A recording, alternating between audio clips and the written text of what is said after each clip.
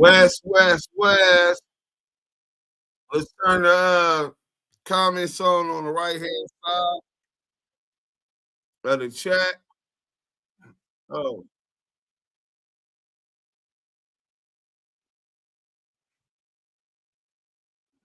what's up? What's up, man? What y'all on?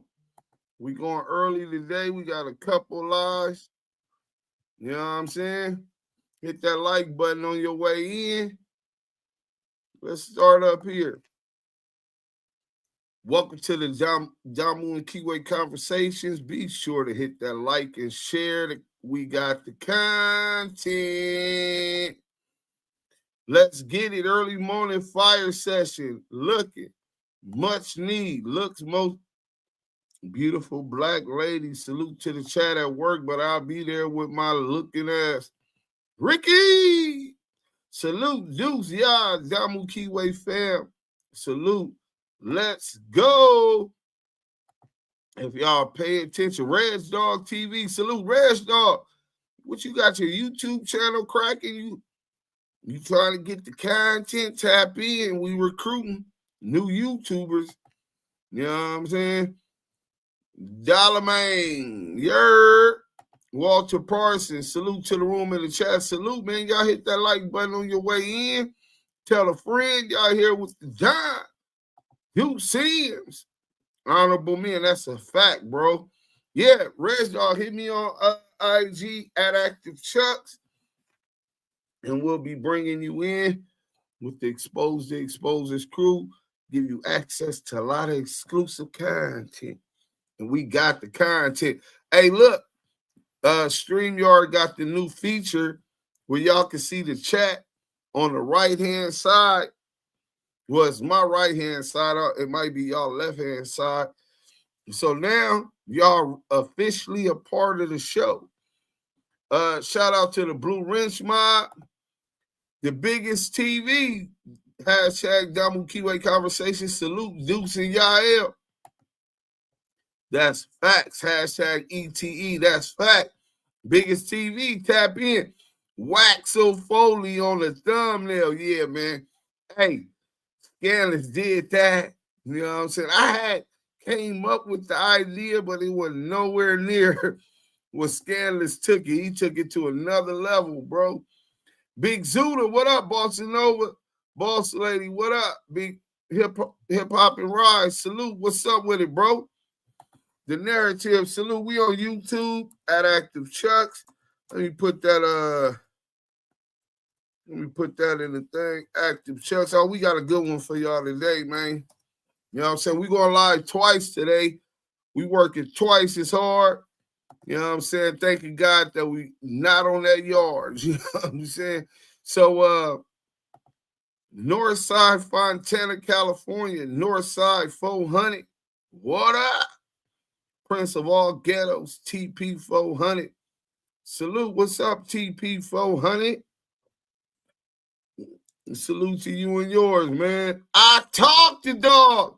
I did talk to dog. Hey, did y'all see the I talked to dog merch?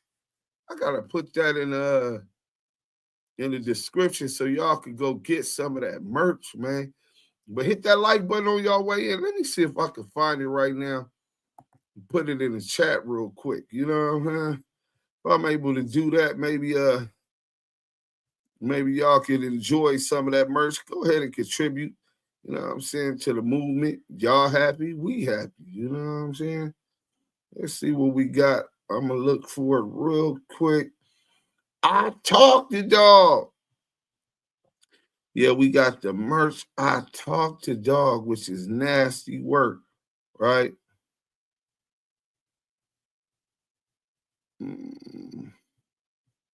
Y'all just got to bear witness with me. Matter of fact, let's get some music going while we waiting for everybody to get in. Scandalous Los Angeles TV, let the games begin. See, he want to play the game. See, he came here to play the game. See, Scandalous, we ain't gonna even smut you publicly, but you know what's up. World War III, nigga. It's up, nigga, and it's stuck. So my brother, Scandalous, comes in here And he knows when he comments, I'm tempted to smut him out because that's just what we do on the plantation. We smut each other out. And he doesn't usually lie, but when we playing the game, oh, he'll lie on me bad, quick, to the world. You know what I'm saying? Active Chucks, beautiful black lady. Mike B, what up, bro? You know what I'm saying? Look, Wack, talk to dog and the police too. Yeah, we gonna get into that today. At Active Chucks, laugh out loud. I told y'all he just want to play the game. This is what we do on the plantation, man. You know what I'm saying? So hold on, let me see if I can find this thing. We're gonna get into some music first.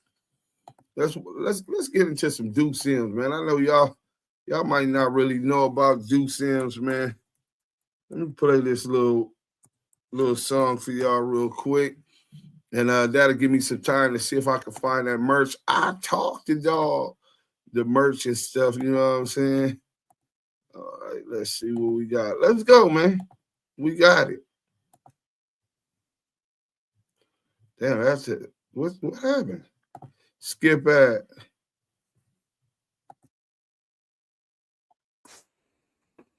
Not even when I'm out. You moving that thing. Move it. Cause you know we be doing something different tonight. Got your body on my body, have you feeling alright? Active Chucks, my bad. But let the games begin, man. I see. Shout out my boy Mucho Dinero featuring Eric Bellinger. You know what I'm saying? One of the brothers that kept me popping when I was out there grinding. So we gonna get into the content. Shortstop in the Field podcast. Let the games begin, Deuce. Hashtag Union. So shortstop in the field. They done linked up with Scandalous Los Angeles and they're unionizing against me on the plantation. See, the sweatshop in the plantation is where all the hard research goes into, bringing out the content with the ETE team, so we play the game. So the word is Scandalous Los Angeles is the slave master because he wants me to do everything, help him find. I got to bring the content, help him find certain clips and all of these things. I don't get a percentage of that fat checks he get over there, them YouTube AdSense checks. You know what I'm saying? But that's my brother. So I aid and assist my brother. So now they want to spin the false narrative that Duke Sims is the slave catcher on the plantation and get at me. So they done formed a union in the field. You know what I'm saying? You see why I say shortstop in the field? Because we be in the fields. You know what I'm saying?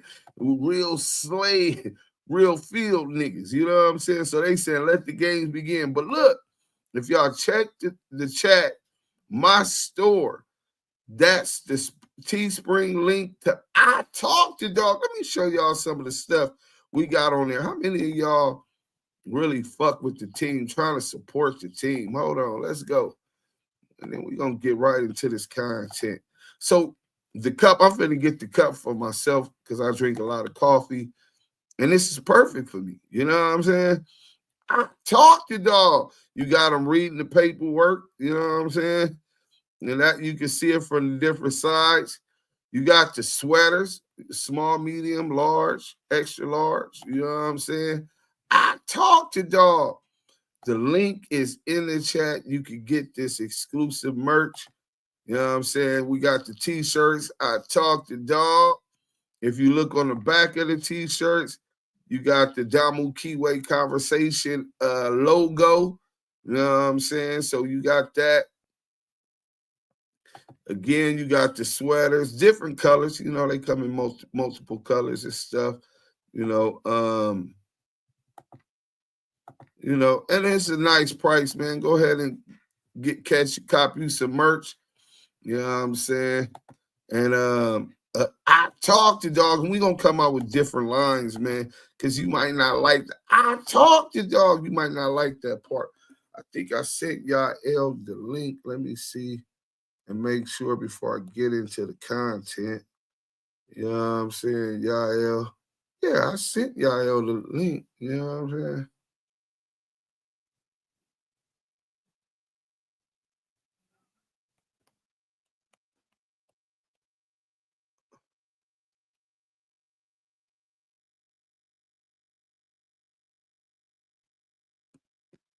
All right, boom. And so let's see what we got. Short and stop field. Hey y'all, play the Millie Hustle feature Munchie B Gangster with it. Oh, no. We're not doing none of that. That shit, they won't let me monetize for playing other people's music. Another day exposing Wack 100 is the best day. Selena, what up? I need to win a lotto. Work is a mess. Kid Barbara, Damu Kiwe Conversations, Duke Sims, and Yael. Yeah, I sent it to Yael. He'll come right now. Wait, why didn't the union call me? You see what I'm saying? Selena, they trying to start up a rebellion in the fields on the plantation. Actor Chuck's all bullshit aside. That shit was hard, my nigga. Hey, Scandalous brother, you know that's why I love you, brother. Now, even though we at war in the fields, only on the field, that's my brother in real life. Even though we at war, brother, you can't stop a good hit from being a great hit. You know what I'm saying? We're going to get into that again before we get off. Selena, are you upset, depressed, or feeling overworked or underpaid working for Deuce? Come to me and we are helping everybody in need. You hard at that? Deuce, you need to make another exclusive documentary, Surviving Scandalous Los Angeles. Oh, the games just started. I didn't think you wanted to get this cracking scandalous. We'll let the whole family in on it. They done pick sides all the time. Shortstop, where do I sign? Salute, Sister Twist. Oh, yeah, it's nasty work. Hey, Megan Davis, salute. Stand on it media. Good afternoon, everybody, and blessings. Hey, look, stand on the media. Look, brother, you already know this is ETE.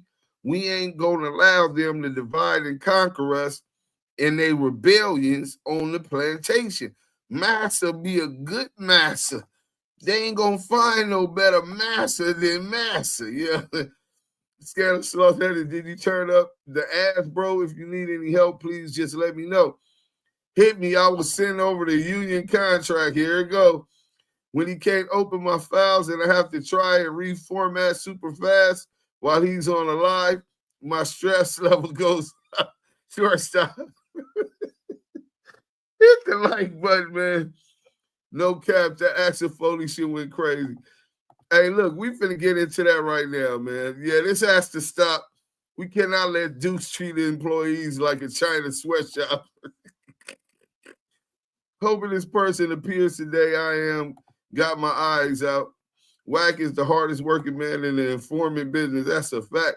Walter Parsons, new member officially. Salute to you, King. You know what I'm saying? Wait a minute. Mike B. All right, my eyes are small. Well, after my complaining on the plantation about scandalous, everybody hashtag the union if you feel overworked and underpaid. After I told Scandalous Los Angeles, I complained to y'all last night about Scandalous Los Angeles TV. This morning they started a union, you know what I'm saying, in the fields on the plantation. You know what I'm saying? And it's all right. Scandalous came through. That's all I want. I wanted to wake up, drink my coffee, and watch a most scandalous Los Angeles TV thing. Y'all hit that link if y'all trying to get some of that merch. I'll repost it again later on, man. You know what I'm saying? For anybody who missed it. So just let me know. Oh, hold on.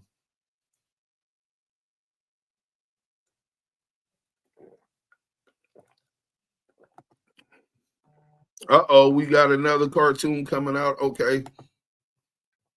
So let me go ahead and put y'all on there. Hit that like button. We got 109 people in here, man. I hope that y'all all answered the poll that's going out right now. You know what I'm saying? Let's get to this. Let's get to Scandalous Los Angeles TV.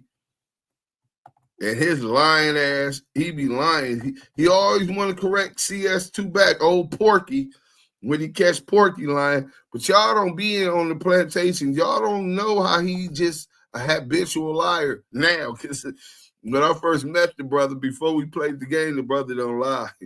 You know what I'm saying? The brother do not lie. I think I brought the worst out the brother, man. Shout out to the GOAT, man. Most scandalous sauce. Okay, so you caught a couple of juvenile cases Go run along the way. up. Attempted murders, you know, like all my whole record was violence. In there, you just really don't understand how that inner city. We don't fuck with. Listen, dog. Listen, the only police we fuck with is the crooked police, is Power Rules and Crips, is gang members that niggas don't know they gang members. We fuck with them police, them the homies. Yeah. They do everything we need them to do. And it's a lot of them out here. You know, they'll pull a nigga over and taking what we need to take. Them the police we fuck with. So we fuck with police. Welcome back to Scandalous Los Angeles TV, where we expose the exposers. Porky has really outdone himself this time. Reggie Wright and John over at Bomb First tried to help him, but somehow he still managed to throw himself under the bus. Just like every other time, we've caught Porky in another lie, and this time, it's serious. Today, we're about to prove that he really did go to jail. He really was picked up and brought in for questioning. Now, if you know Porky like we do, then you already know. He lies so much.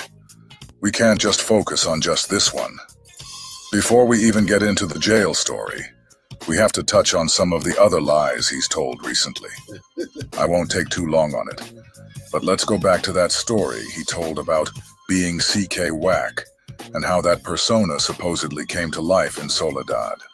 And I went to reception, and they put me in cell with a G homie named Baby Wayne from Village Town, Power Room. And I think at that point is when my penitentiary training started. You know, because he had been to prison 2-3 times. The good thing about Baby Wayne was a knockout artist. And when you were a young Power Room in the cell with a G homie, you're gonna fight at least 3-4 times a week.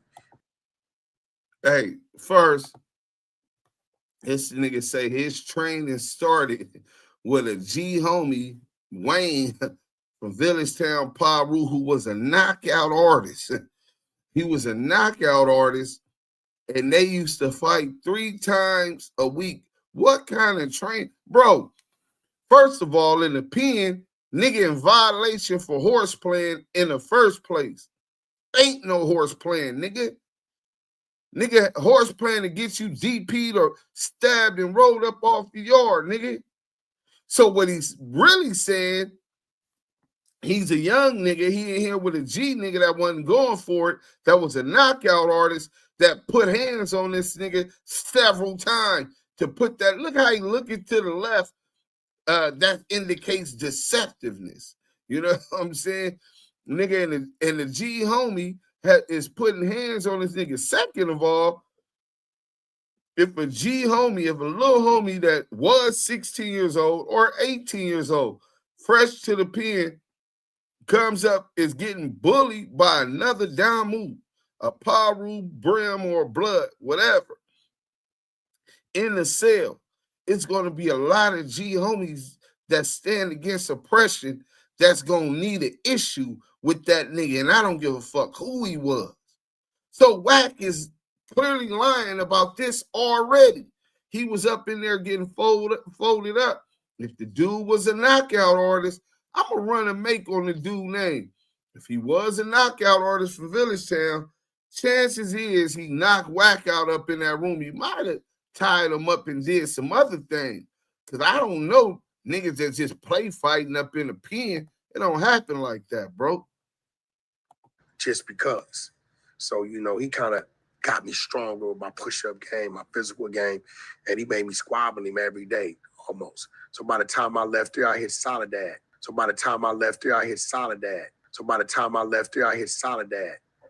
oh, yeah, Soledad Selena, was you really getting kicked out. We taking your blue That ring. was the birth. You went against the grain. That was the birth of CK Wack. When I hit that yard. CK stands for? Crip killing. Okay. See, I was Lil Wack. From there, I went to CK Wack. According to Porky. And just for those who don't know, when he say Crip Killer, Wack, that name started and was given to Bloods who actually killed Crips. Like, you would have to really actually put in work on the street, and you don't give yourself that name. The streets, the homies would add that application, that to your name. So he said in Soledad, he became Crip Killer Wack. And that's a derogatory term, disrespecting Crips, which I'm not doing. I'm just trying to educate those not from our jungles, man. Let's go. Porky. He left Delano State Prison and was transferred to Soledad. And that's where the name C.K. Wack was born. The only problem with that is that in a separate interview from 8 years ago, Porky said he went straight to Soledad when he first hit the penitentiary at 16 years old. Where the trucking business came from, I went to the pen, Simon. As you know, I was the first juvenile to actually go to California State Penitentiary at 16. Now youth authority, that already ran through that. So at 16, I'm in Soledad. So at 16, I'm in Soledad State Penitentiary. So from 16 to 22, I run through like 7 different prisons. You're 19 years old when you get out? Yeah, I'm like 19. I do probably like 2.5, 3 years of a solitary confinement time.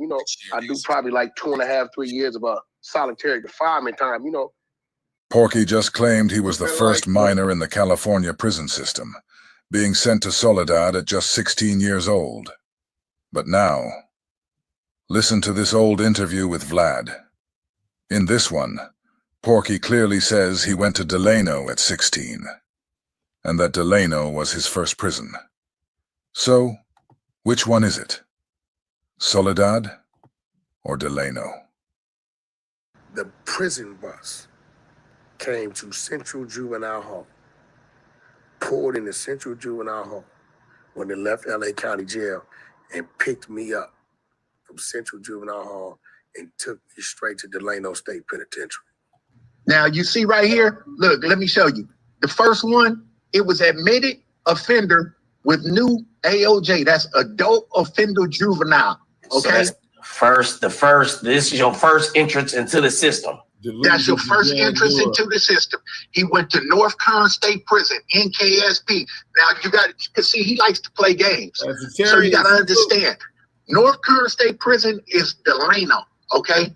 That's old Delano. They have a new Delano, which is a level 4, okay? The prison bus came to Central Juvenile Hall, pulled into Central Juvenile Hall when they left LA County Jail and picked me up from Central Juvenile Hall and took me straight to Delano State Penitentiary. He'll try to say, I went to Delano to make you think he'd been a higher level than he been.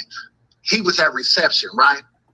Then the next prison he went to was SADF, Substance Abuse Treatment Facility, which is the level 2, okay? That's where he paroled from. I thought Porky said he was 16 years old at Soledad. I thought he said he went to... Hey, real quick. So we know he lying, and Skelly's going to break it down. Mike B said, at Andre Obama, that's a fact, that OG was softening him up for the gusto in the backside. In his backside. Bro, listen, homie, on the dead homies, we're not doing no horse playing in jail. Nigga, you trying to size me up. I'ma bust you in your shit or put this knife up in you, nigga. That nigga, he got up in there with a G homie with his lying ass, and the G homie seen the weakness that we all see. And because in the pen, you gotta show a nigga. It's show and tell, nigga. Like the show me state. Shout out to St. Louis, man. Prayers to St. Louis too, went through that storm. But bro, that's what really happened. I believe he was a victim in that cell. But Soledad after he left Delano. See all the lies you have to sift through when dealing with this guy? He didn't go to 9 prisons like he alleges, okay? He got paroled. If you see, he got to prison on 131.95. He paroled 4/1/98. He got paroled. If you see, he got there. He got to prison on 131.95. He paroled 4/1/98. Okay? 95 to 98 is 3 years. I don't give a fuck what kind of arithmetic you try to use with it. Porky got to Delano in 1995 when he was 18 years old. How is it 3 years when the nigga just lied and said he did 3 years in solitary confinement? This nigga did 3 years total. This nigga must have PC'd up after that old nigga did what he did. He paroled in 1998 at 21. That timeline makes one thing crystal clear. It was impossible for him to be at Soledad at 16. If Porky never went to Soledad, then there was never a birth of C.K. Wack. The whole story was built on a lie. Just another chapter in Porky's book of fiction. Okay? But this is the kind of fraudulent dude that is out here on this internet trying to, you know what I'm saying, pretend to be somebody and something that he's not. You see what I'm saying? Go to the next one. It say return from parole, re-entry 3, which means the county jail. He never went back to the prison. You see what I'm saying? He was in the county jail from 6/2 to 7/25 of 98. Okay? He returned to parole. Then 3 days after Christmas in 1998, same year, he got another violation, returned from parole, re-entry 3. He went to the county jail. You see what I'm saying? He was returned to parole. Then if you look right there, September 21st, 1999, he returned on a violation December 28th, 1998. They must have gave him about a bullet or 9 months or something like that. Yeah, he did about 9 months off of that. And he went to Chuckawalla, right? He get to Chucky House, CVSP, and then he was returned to parole September 21st, 1999. So he wasn't even in there but about 9 months, 23 days or something like that, right? And then after he was returned to parole in February 25th, 2002, he was discharged from his sentence. His parole was ended in February 25th, 2002. So he was off parole by then. But look, I want y'all to see he paroled April 1st, 1998. So he first got out in 98. You know what I'm saying? He was only out for 2 months before he got a violation. And then he went back, came back a month later. This nigga was in and out on violations. Nigga talk about he got murders and hot ones and all that shit. This nigga cat. Discharged on 2/25/2002 from Region 3. Discharged from sentence. Okay? All that talk about he was in there for all this shooting and attempted murders and all of this shit. This motherfucker got one charge of 245 PC A2, okay? Which is assault with a firearm, okay? So as you just saw, Porky never set foot in Soledad. So all that talk about Soledad was just another lie. There was never a birth of C.K. Wack. That entire story was completely fabricated. Then there's the claim about spending 2 to 3 years in solitary confinement. Lie. Being the first minor in the California prison system. Lie. Being 16 years old at Soledad. Lie. That's 5 lies in one story. Back to back. But this is what Porky does. Now let me show you guys how Porky fell on his own sword. You won't find this next clip on YouTube anymore, because Porky had Cheeseburger Chuck take it down.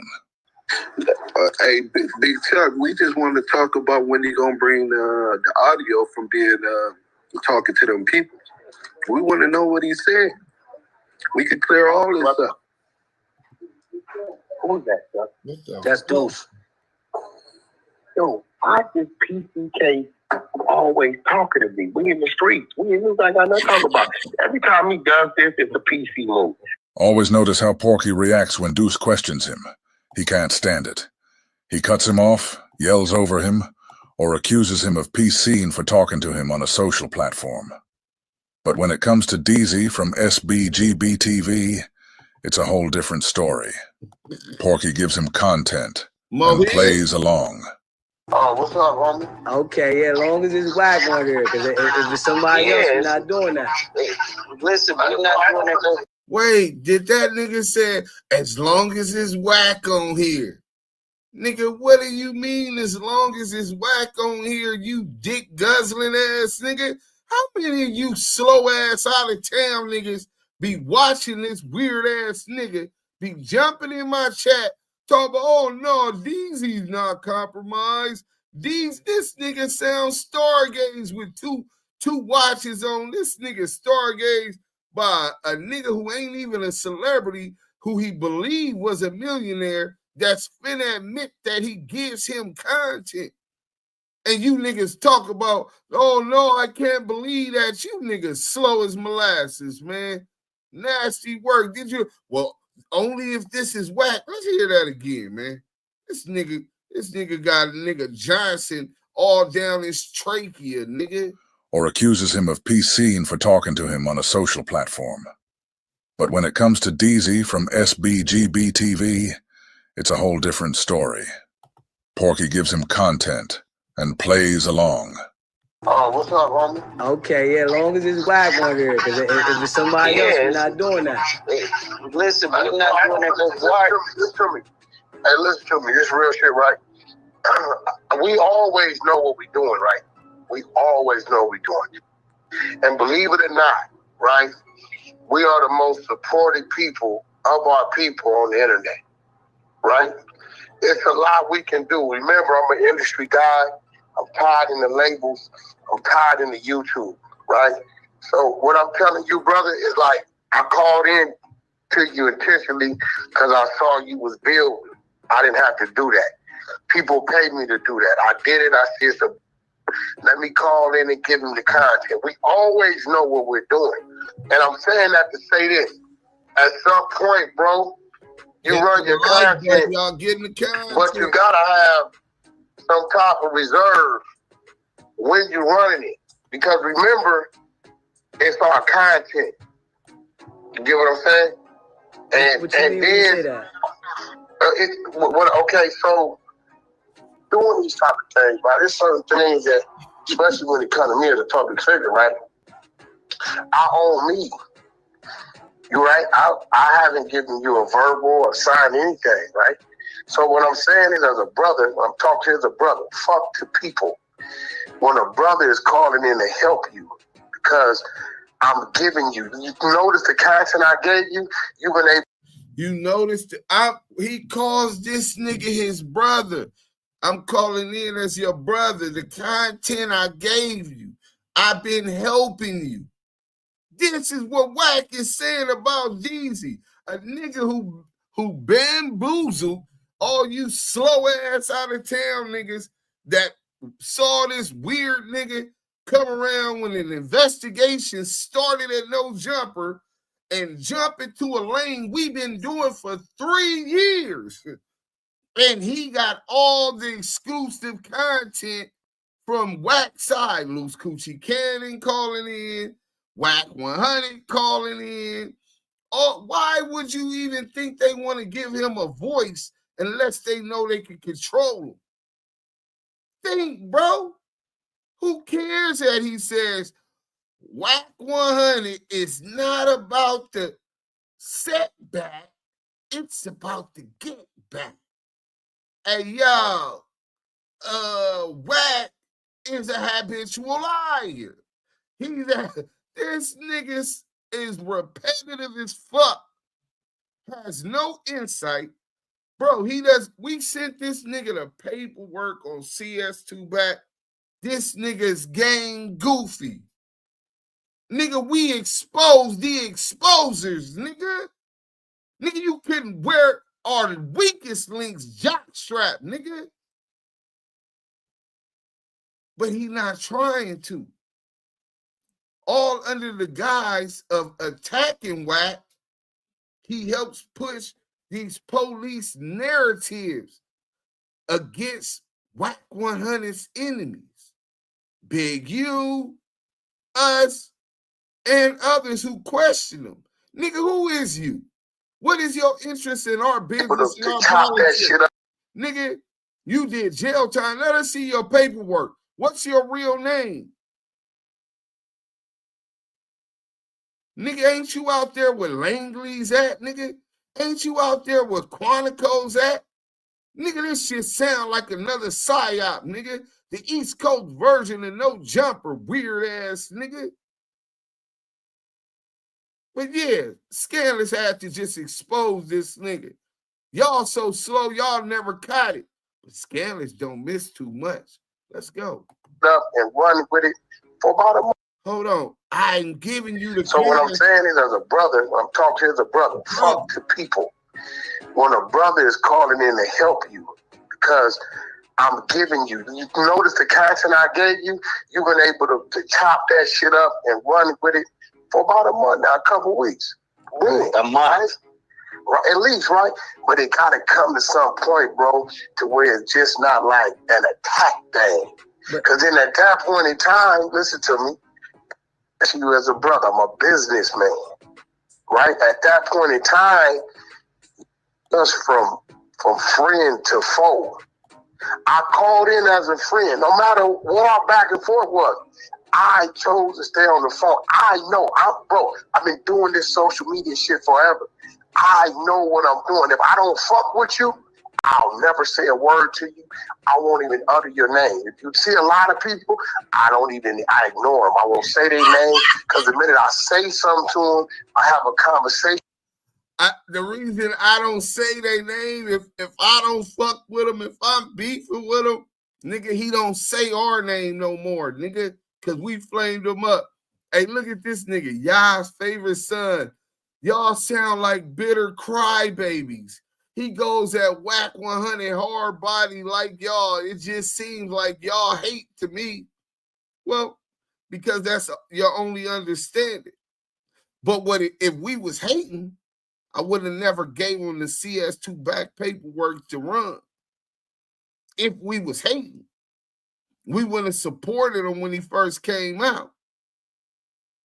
But once we seen that he ran the Dale the Long Tail Rat Morrison phone call with Loose Cannon, and he's in Virginia, common sense tells a street nigga, hold on, you got No Jumper, you got Community, Back on Fig, and all of these big, huge platforms that they could, with hundreds of thousands of subscribers, that they could have went to release this information. All these people are in the music industry, have ties on the West Coast. Even Dale Longtail Rap was a promoter. Why Trap.LA or Street TV or No Jumper or none of them with 500,000-600,000 subscribers got that exclusive call, which will be evidence in the Big U RICO case? Wack 100 told IBM Hoodlum, he told Sharice Swamp Mills that he released that audio. There was nowhere on the internet of Wack's channels where that audio was released, except on DZ's channel. DZ didn't want to answer that when we said, where did you get that from? After about a week and a half, he comes out and said, I got it from Loose Cannon's channel.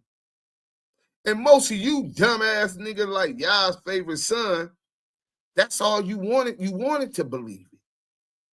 But you didn't do the footwork. See, what we do over here is expose the exposers. Hashtag expose the debriefers. So when you go do the research, you find out that Loose Cannon did release a call with him and Dale and them. But because he was monetized, he edited it out. So where it say nigga on 6-0 Crip, nigga, and all of those things on the extended version, they're edited out on Loose Cannon's page, nigga, which means he couldn't have got the extended version with cursing in it from Loose Cannon's page. So, I'm sorry that your understanding is so limited. I'm sorry that you didn't care enough to question this nigga shit. You just a gopher. You go for anything. It's a lot of y'all like that. You're not naturally a cerebral person. And you can get a person like this and understanding how Wack 100 get down. Right?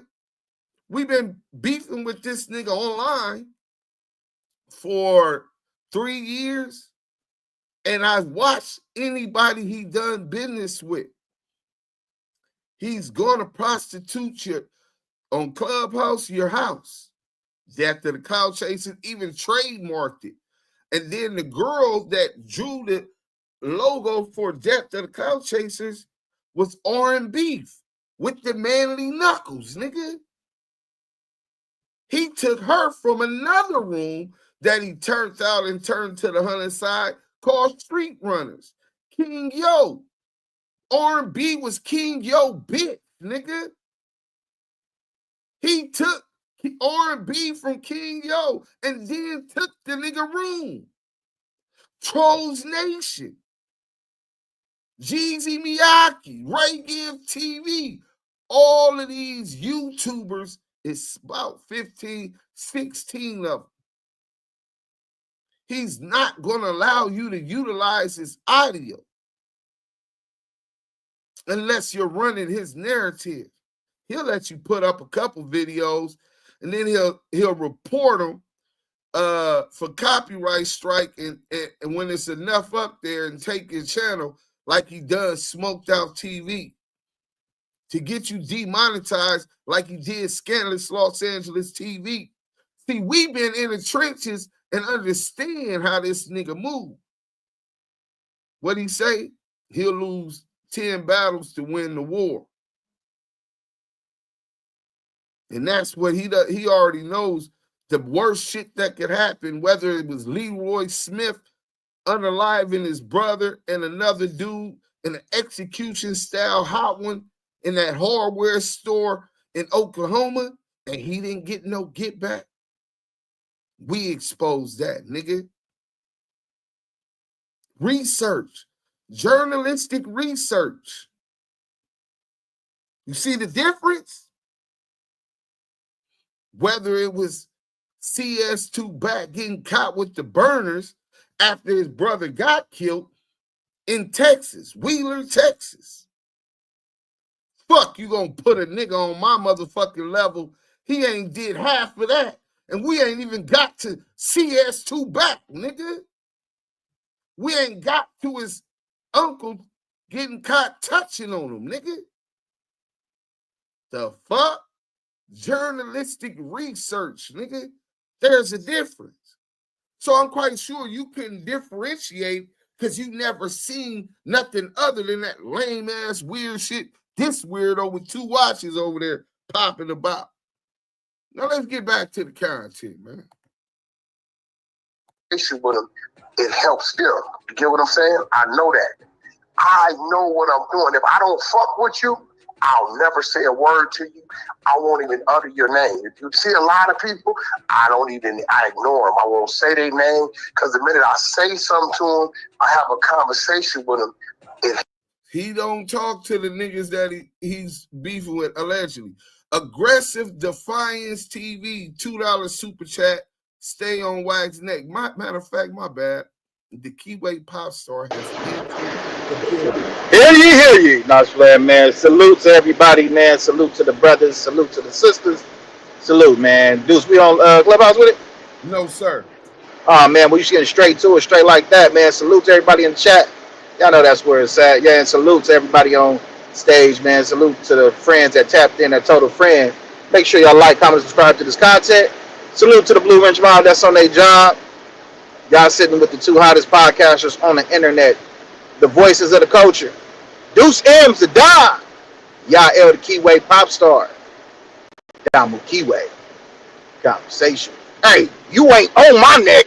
I'm on you niggas' neck. Get off me. Hey, salute to Aggressive Defiance TV, man. All donations to the Damu Kiwe Conversations are appreciated. Hey, Aggressive Defiance TV, if you're looking for the content and you want to help expose the exposers, expose the debriefers, tap in at Active Chucks on IG. We looking for new YouTubers that's going to help push the truth and expose the debriefers. Salute. Let's get back. Go ahead, bro. We got a $10 super chat. We got Big Marcus with the I talk to dog. Anything and everything that is given to the Damu Kiwe Conversation is highly appreciated. Salute to you, your family, and your tribe. Right. Let's get to it. Hold up. Help still. You get what I'm saying? I know that. So I'm telling you, brother to brother, run your content. Especially we gave you content. Listen, me and you have nothing to talk about. It's established. Chuck, this is what you call a PC move. Bro, stop talking. Why you keep warning the people? Leave our shit in the street. Listen, every time you do this, you saying fuck your neighborhood because you on some PC shit. It's in the street, bro. Leave it where it's at. Me and you don't talk like this. We leave it in the street, in the darkness. Why is everywhere? You're not in the street, bro. You're not in the street. Stop it. All right. I just left LA. You ain't in the power rules. You ain't in Gonzalez. You don't hang in the parts in the garages. Remember, weird ass niggas. Stop faking. Yeah, stop faking. You making Food Town Brim look bad right now. I'm one of the greatest things that ever came from the 30s, bro. Food Town Brims. Y'all know when it's street business and it's up, disrespect level of me and him, he ain't supposed to do this shit. It's a PC move. I'm gonna mute up, Chuck. When he done doing the PC shit, I'll let you. I'll stay here till when he done. Well, I didn't say nothing about me and you. I asked you about the statement that you made. If you waive your Miranda rights, that means that there's a statement in the audio. You need to go get that and prove you ain't CS2 back. That got nothing to do with me and you. That's you trying to clear your name. Don't bring the police. The police can't vouch to say that you not working with the police. You got Food Town Brim looking bad right now, bro. We in the streets. You got, bro, stop PCing. Don't talk to me on no open platform. You got Food Town Brim looking bad. It's real gangsters over there. Why you doing PC ass shit? I'm gonna mute up again, bro. What's that got to do with your paperwork? Bring the paperwork and the statement that you made to the task force and the FBI on the Main Street case and the Tupac and Biggie murder and clear your name. You say that the truth can never be considered different. Hey, Chuck, you know what would be funny, right? This would be funny. I'm talking to you, Chuck. I ain't talking. It's when people say dumbass shit, it makes them look dumb. Chuck, I was in the penitentiary from 1993 to 1999. When was Tupac and Biggie killed, Chuck? 96, right? 96, 97, right? Yeah. I'll mute up. But I gave a statement on him. I'll mute up. Let's make sure Wack knows that he ain't fooling nobody. Hey, Wack, the Tupac and Biggie murder are still unsolved. That means it's still being investigated right now. We can show plenty of people who were in jail during the time of the murders, who gave statements about the murder. You ever heard of a jailhouse informant? You ever heard about Kenneth Bo Agnew? What about Waymond Anderson? Marion Knight and Studderbox were both suspects in the murder, and you were around both of them during the time investigations were taking place. So you could have very easily been giving the police information you obtained while being around them. I said you gave a statement to the task force that was investigating that, Greg Cadence, and then the other officer that said you was arrested. Well, first of all, there were no arrests made other than Cash Jones. Chuck, if I'm in the penitentiary from 1993 to 1999, what the fuck could I give a statement on, Chuck? Listen, bro, you admitted that Greg Cadence, that you went to the 64. You down Brim looking bad. But, you are saying though, some of the dumbest start shit. fucking with Death Row though, like in 2001. Okay. 2001. Okay. 2001. Okay. This guy, he don't know because he wasn't around. Stop making the Brims look bad, bro. Leave our shit in the street. It's already up. Chill out. We leave it in Madison, Wisconsin. You in Madison, Wisconsin. Listen, stop talking to me, bro. Why are you talking to me when it's on? You're doing a PC move. The truth hurts. All we talking about is your paperwork. Stop spinning. Stop deflecting. When is you going to bring on you to provide the paperwork? From the 60 I don't have no paperwork. I don't have paperwork. I was never arrested, question nothing. I don't have paperwork. I was never arrested, question nothing. I don't have paperwork. I was never arrested, question nothing. And this is where we're going to have to stop. We could get back to this. He said he was never arrested. He don't got no paperwork. Because I'm pressing this nigga about that work. The nigga that exposed all of these rats when he's done using them and has no use of them anymore because he weaponized his rats, befriends them, weaponize them, sick them on his enemies. You know what I'm saying? Allow them to do third-party snitching, right? So now he's saying that he never made a statement to the police. He don't have no paperwork. Well, I got proof that that right there was a goddamn lie. And we finna get to it right now. Let's go. Jay Jonah. Let's go to my pops. What you call it?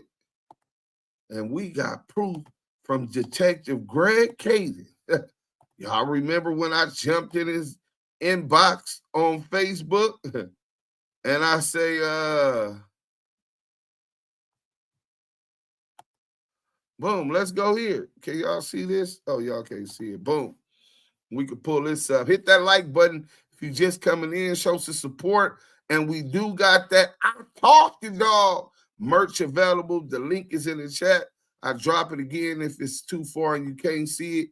So, Greg Cadence, I said, I'm trying to locate. This was in 2023. Hey, what's the fuck nigga name? See me? Gleazy, the Gleazy Guzzler, FBG, the Gleazy nigga, 2023. This is called Investigative Research, nigga. I'm trying to locate the investigative report on your interview of Cash Jones and the audio or video recording thereof. How can I obtain that? He says, I don't think it would be available, Lamonte. I said, I don't think they would destroy evidence of an ongoing investigation. He waived his Miranda rights. So there has to be documentation of that. Ain't that what I just told Wack 100? If you waive your Miranda rights, you sign a paper. Do you have the right to remain silent? Anything you can't say can and will be used against you in a court of law. You have a right to attorney. Knowing these rights, do you wish to waive your Miranda rights? No, nigga. A gangster don't waive his Miranda rights, period. But Wack 100 did that. So he signed the waiver. So now he can later say they never read me my Miranda rights, which is a constitutional right, right? I told Wack that this is what it is. Any statement that Wack made pertaining to the investigation, whether pertinent or non-pertinent, would not be destroyed. So I'm telling Greg Cadence this. He said, I'm not saying it doesn't exist. I'm saying it will be hard to get your hands on it. So a statement that Wack 100 made does exist, but it's hard to get your hands on it. You know? And we'll get back to the rest later. So this is what we talk about, investigative research. You know what I'm saying? You don't ride on the heels of another nigga and try to claim the stripes from work they done put in. You know what I'm saying? Where we come from, nigga, you got to put your own work in around here. Y'all seen Training Day, bro. Let's get back to the content. Let's go. Wack just claimed he has no paperwork because he was never arrested or even questioned. But you guys heard it straight from former Los Angeles Sheriff Michael Cauoette. The only person who got arrested was Porky. Reggie and John deleted the clip, so don't bother looking for it on YouTube. Porky swore up and down that he was never brought in for questioning. Remember that. It's so you to provide the paperwork. PK Wack, Lil Wack, Wack 100, or the Wack boy, or the Wack boy, or the Wack boy. Put that on Fruit Down Brim. Or the Wack boy. Put that on Fruit Down Brim. Put that on Fruit Down Brim. Yes, I know. On Fruit Down Brim. Put that on Fruit Down Brim. Yeah, y'all see me Brim walking? Hold on. CS. That's at the function. Shout out to the NYBBA, New York Put that on Fruit Down Brim. Shout out to the 5-9 Block, Prime Time, Murder Side, and all of them. They all attended that party. That party was in Compton, though. You know what I'm saying? And crazy shit.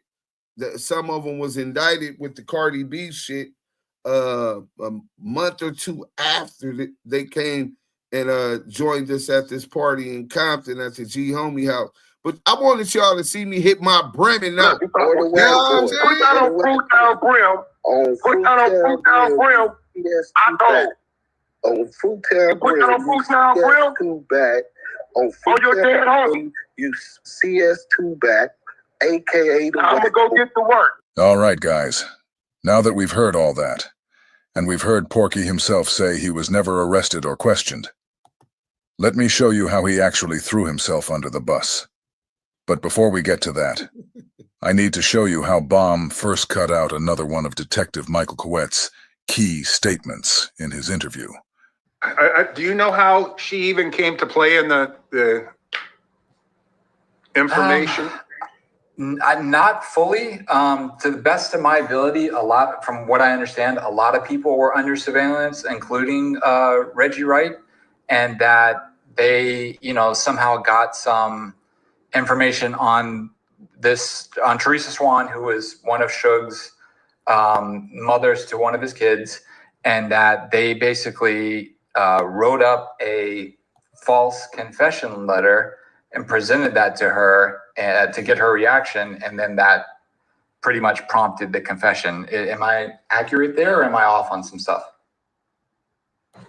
So, did y'all catch that? The scene just skipped like something was cut out. Let me run it back real quick so you can see it again. Accurate there, or am I off on some stuff? So, Paul Fournier, myself, and Jeff Bennett.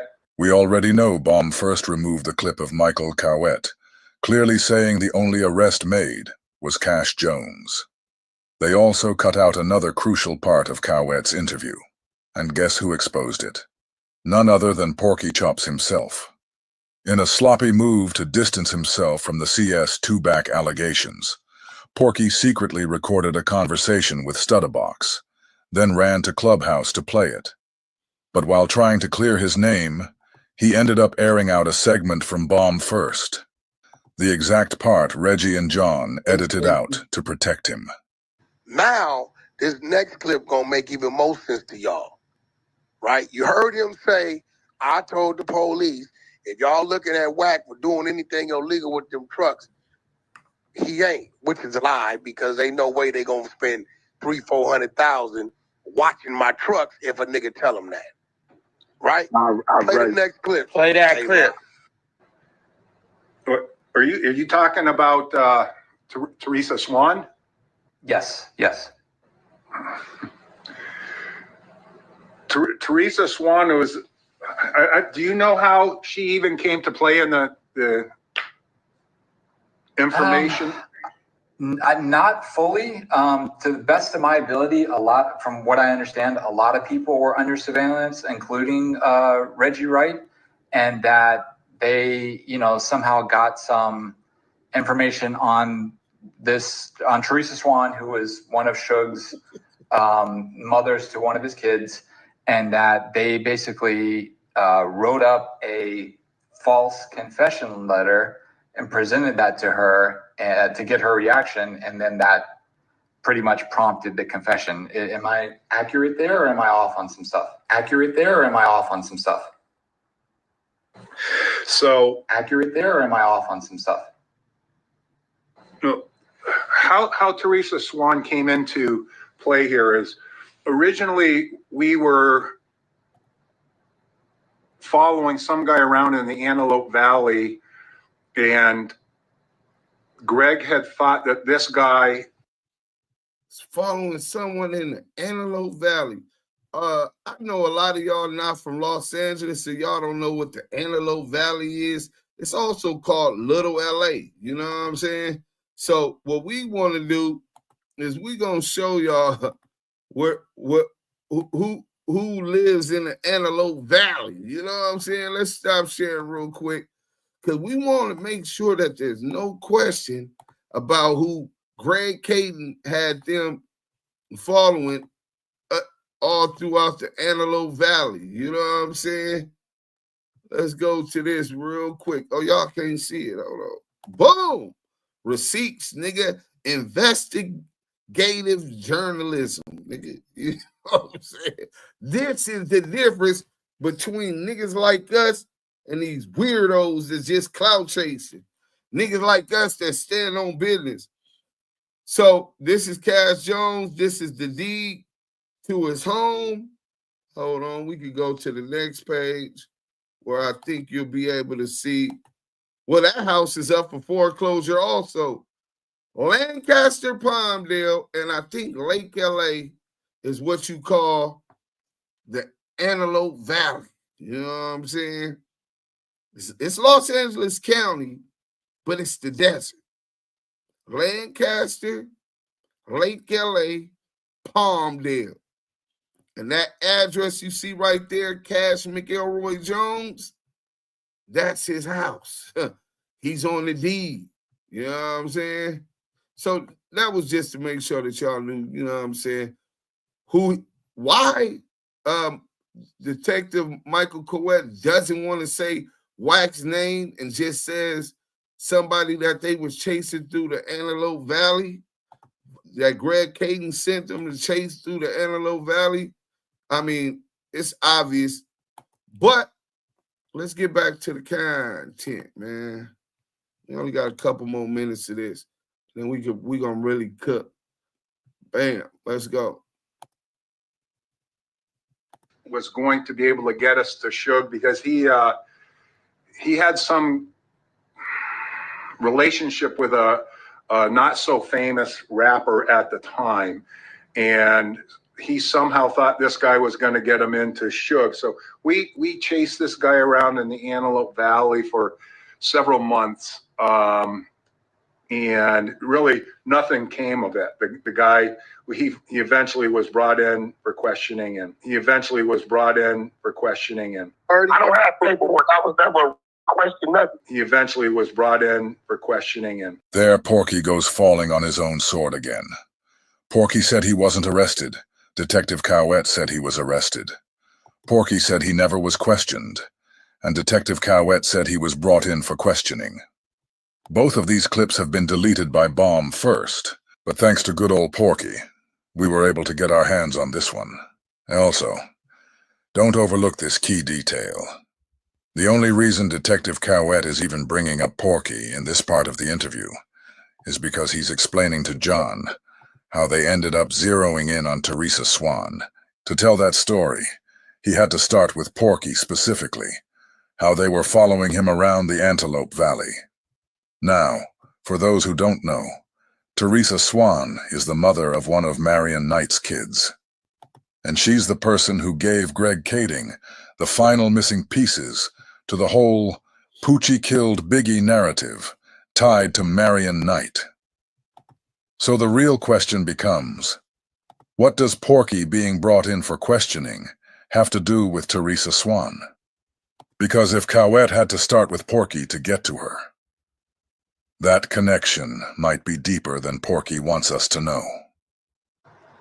so Paul Fournier, myself, and Jeff Bennett decided that we should probably go after somebody that Suge was close to in the 90s, thinking that, because we were hearing the same things too, that Poochie Wardell Faust was responsible. So we, the three of us, Jeff Bennett, Paul Fournier, and I, started looking into what Tanisha Swan was doing as far as criminal activity at the time present during the task force era. And we had discovered that she was flipping cars or something, high-end cars with fraudulent names. And we had discovered that she was flipping cars or something, high-end cars with fraudulent names. Say like you may take a load of BMWs down to San Diego, right? Boom. It's like 200 miles. Hold on. Did you see what kind of cars he was talking about? He was flipping. Y'all see the connection? Because I know some people don't be paying attention.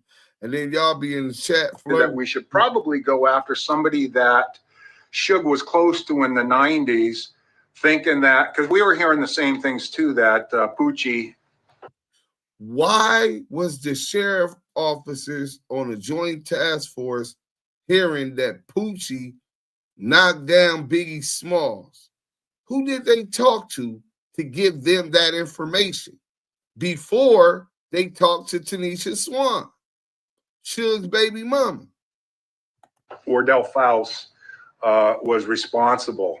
So we, the three of us, Jeff Bennett, Paul Fournier, and I, started looking into what Tanisha Swan was doing as far as criminal activity at the time present during the task force era. And we had discovered that she was flipping cars or something, high-end cars with fraudulent names. And we had discovered that she was flipping cars or something, high-end cars with fraudulent names. Say like you may take a load of BMWs down to San Diego, right? Boom. It's like 200 miles. Pay my driver. High-end cars with fraudulent names. Say like you may. Boom. Porsche to National City, 1309. Bay Marina to National City, right? Porsche Bellevue, Bel Red Road, Bellevue, Washington, right? Porsche Macon South, right? So this is what Wack had posted, showing that he was moving these real expensive cars. And he said he had to deal luxurious cars, right? And he said he had to deal. But Tanisha Swan, Suge's baby mama, had this scam going on where she was working had a plug at the DMV, and they're tagging these cars.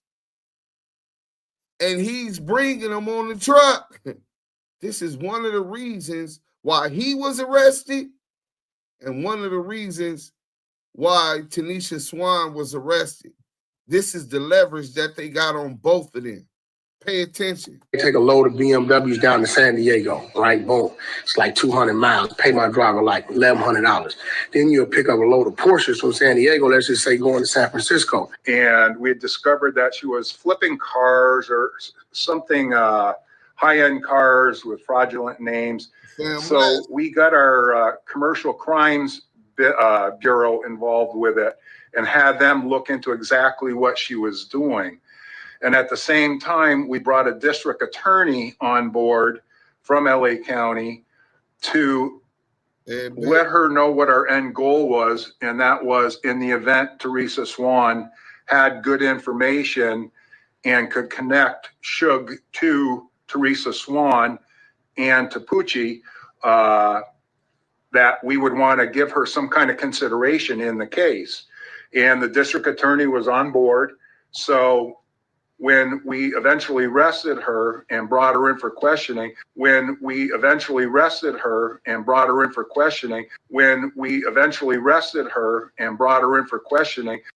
According to Detective Cauoette, Tanisha Swan was arrested and brought in for questioning, just like he said Porky was. Now think about everybody whose name was changed in Greg Kading's movie. Think about the fact that Tanisha Swan's name is Tammy Hawkins. It was very clear that she was more than willing to talk and was, I believe, being truthful with how the murder of Biggie happened and how it was paid for through the monies of Suge. So, and then Greg came on board and started with some of the stuff, and they ended up doing a in-camera interview with her to lock in her interview. So I'm not sure I recall the letter with the false statement that you're referring to or not. I was just in with her on the initial arrest and interview process. Okay. And the individual that you guys were following that you were talking about previously, just to confirm, that was Wack 100, to my knowledge? It was what? A guy named Wack 100 that you guys were following initially to try to get to Suge, and then you realized that he really wasn't going to get you there in Antelope Valley? I think that's who it is. I don't recall that name, but yeah, they got to me. It was a waste of time chasing that guy for as long as we did. Yeah, I think his government name is Cash Jones. Yes. But, yep. There you go. Yes. Okay. Hold on. LA it's a great caller say, let's stop this real quick. So LA shot caller says Wack was working with an Armenian car theft ring in Glendale. He could have had them plugs, but I think this was more so Tanisha Swan plug. And I'm doing I might have an inside scoop, honestly. I've been waiting on a call. We're going to dig deeper into that because I know someone else who was caught up on a ring in a case similar to this by a female with a connection to the DMV. And I'm trying to make sure and gather any information I can and to see whether or not it's the exact same case because it was around the exact same time. You know what I'm saying? Shout out to Active Chuck. Y'all doing God's work. Hey, man, appreciate that on Real TV. Shout out Fan West TV. I seen you in the chat. Somewhere on YouTube, somebody got Greg Caden on cam trying to set him up, trying to plant evidence after he got forced out of LAPD and was a private investigator. Hey, Bird, you got to send that. Scandalous, keep roasting these pigs. He a cold piece. 600 tagged along with CS2 back in R&B to Miami, stayed in the same hotel and slept in the same bed. Oh, they flip-flopping, huh? Right, sis, watch when it all comes out. Reggie gonna fuck around and croak when they bring him in for questioning again. Keefe D telling. No, Keefe D lawyers and him, and they definitely pointing the finger at Reggie Wright Jr. The fans knew that. Yeah, the fans had him under surveillance all that time. He loved telling he didn't realize the internet was going to be his downfall. Man, the internet is undefeated, nigga. It never leaves. Just like the Dick Grinder, man. That nigga got caught on Grinder, and every time he talks stupid, we could go and get about one of 100 different YouTube sites roasting his flamboyant, feminine ass.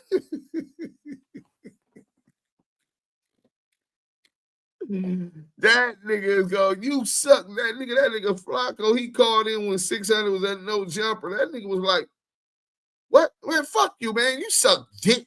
You was caught on Grindr, Flacco. Imagine me beefing with a nigga that's beefing with Flacco, nigga. Nigga, Flacco don't even take you seriously, nigga. Talk about a million niggas then turn down his fade. Nigga, don't nobody give a fuck about that, boy. You better go back and stop playing games, boy. When 600 go to jail, he's going, niggas don't even take that nigga seriously. He say 600 gonna hang himself, but he's gonna wait until after child time because he want to eat first. Reggie dad then threw him up under the bus. Wack 100 took a picture in some skinny sweats with no pockets on them and a Murphy in his ass. His teeth and his nose have a fucked up mind of their own. His brain been gone. Fuck out of here. he led them to Suge, and it wasn't a waste of time. You got him dead bang, all cap. Hey, Mad Judah, yeah, you know they try to cover it up. I'll try and find it. Like I said, we're going to celebrate like a motherfucker when it's confirmed on them, and 600 pennies. 600 pennies. The feds don't follow you and come up empty-handed. Never. Fact. They wait till they know they got you. Fam West 600 is broke. He works security and drive for Uber Eats and paid child support. I get that, LA shot caller. What's wrong with working security or driving for Uber Eats and paying child support? At least he paying his child support, or did he renege on paying his child support? Now, that's another matter. You know what I'm saying? Georgia Boy 7, laugh out loud. Dudes, bro, how long did it take you to find a lot of this stuff out on Snitch 100? How is it that others didn't get this info, or was it that they were willing to sell their souls for a chance at money? All of the above. And it took me, well, shit, different times, different shit. You know what I'm saying? And it's not just me. Shout out to my whole team. Shout out Tiny Draws. Shout out Big U. Shout out Criticality. Shout out Scandalous Los Angeles TV. Shout out Smoked Out TV. Shout out all of the supporters that send me shit to my DMs offline. Shout out to Selena. Shout out to I'ma Call Y'all Back. Shout out to even dick sucking ass Shaw Banks weird ass. He ain't on the team no more. He used to go help get some shit. Shout out Usual Johnson. The brother Usual Johnson also assisted in researching and getting stuff. But me and Big U sometimes used to be up at 1, 2, 3 in the morning, bro, pulling up different names and trying to find everything we can on these niggas, because we was trying to figure out who all was cooperating in this investigation that has Big U locked up right now. So, the obvious names, we knew Loose Coochie Ashley was cooperating. Shit, he was doing it publicly. We knew Rico the Rat Rose was cooperating. This nigga be in the dark detailing different murder crime scenes, cold cases, like it's the first 48, nigga, or he's Alfred Hitchcock, nigga. So it don't take a brain surgeon to know that Rico the Rat Rose was working, to know Loose Coochie Ashley was working. And then we connected in the streets of LA. So you get people through connections. Everybody knows everybody who knows somebody who knows somebody. You know what I'm saying? And nigga word spread. Oh, yeah, man, I know that nigga. You know what I'm saying? Loose Coochie Ashley. Man, that nigga, we run a play with this nigga. This nigga come out with the money. It say DEA evidence. Then Yael dealt with Loose Coochie Ashley, and Loose Coochie Ashley told him he had a DEA lawyer. You know what I'm saying? You know what's crazy about Loose Coochie Ashley? And Gigi, I'm going to call you on your bullshit too, Gigi. You know what I'm saying? I ain't mad at you, but I seen the bullshit. And we can get into that if you want to. I don't want to show you what you call it. Big Gigi. We'll get into that in a minute. I'm gonna show the video in a minute, but let me get it ready, right? Because I know she just had released it. And she was telling me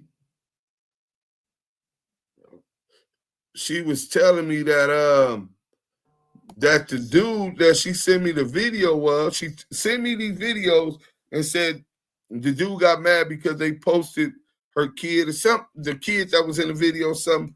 And I'm like, oh, don't worry about that. But I'm posting other shit. I'm a content creator. And I haven't even finished posting everything, right?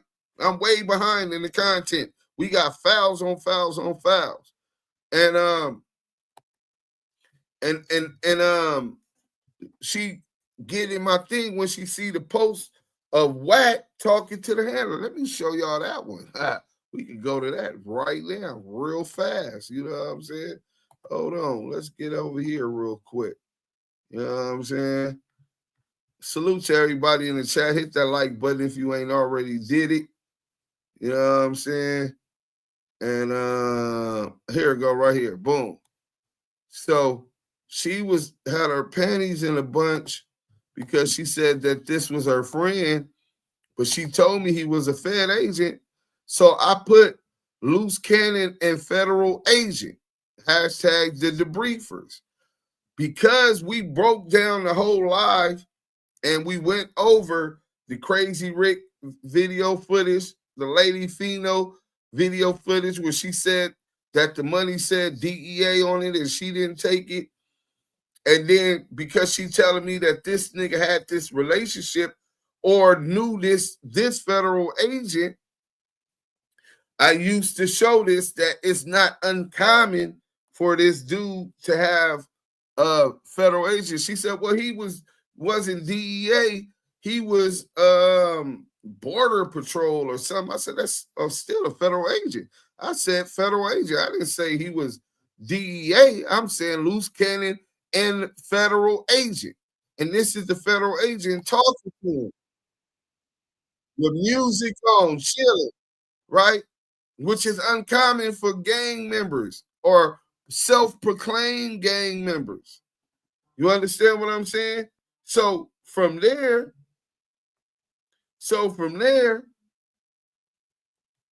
she said he just, oh, y'all couldn't even see it. My bad, bro. You know what I'm saying? Now y'all can see it. So from there, she said, oh, that's wrong because it making it seem like, I said, it's making it seem like the nigga's comfortable with federal agents. She said, but he wasn't his friend.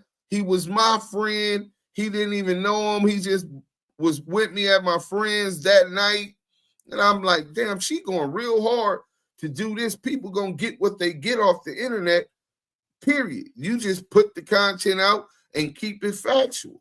So just on this new audio, I find out the same person, she said that he only met him one time and that this dude she can sure wasn't the DEA agent. She admits went with her, the same name, went with her to Vegas when her and Loose Cannon got married.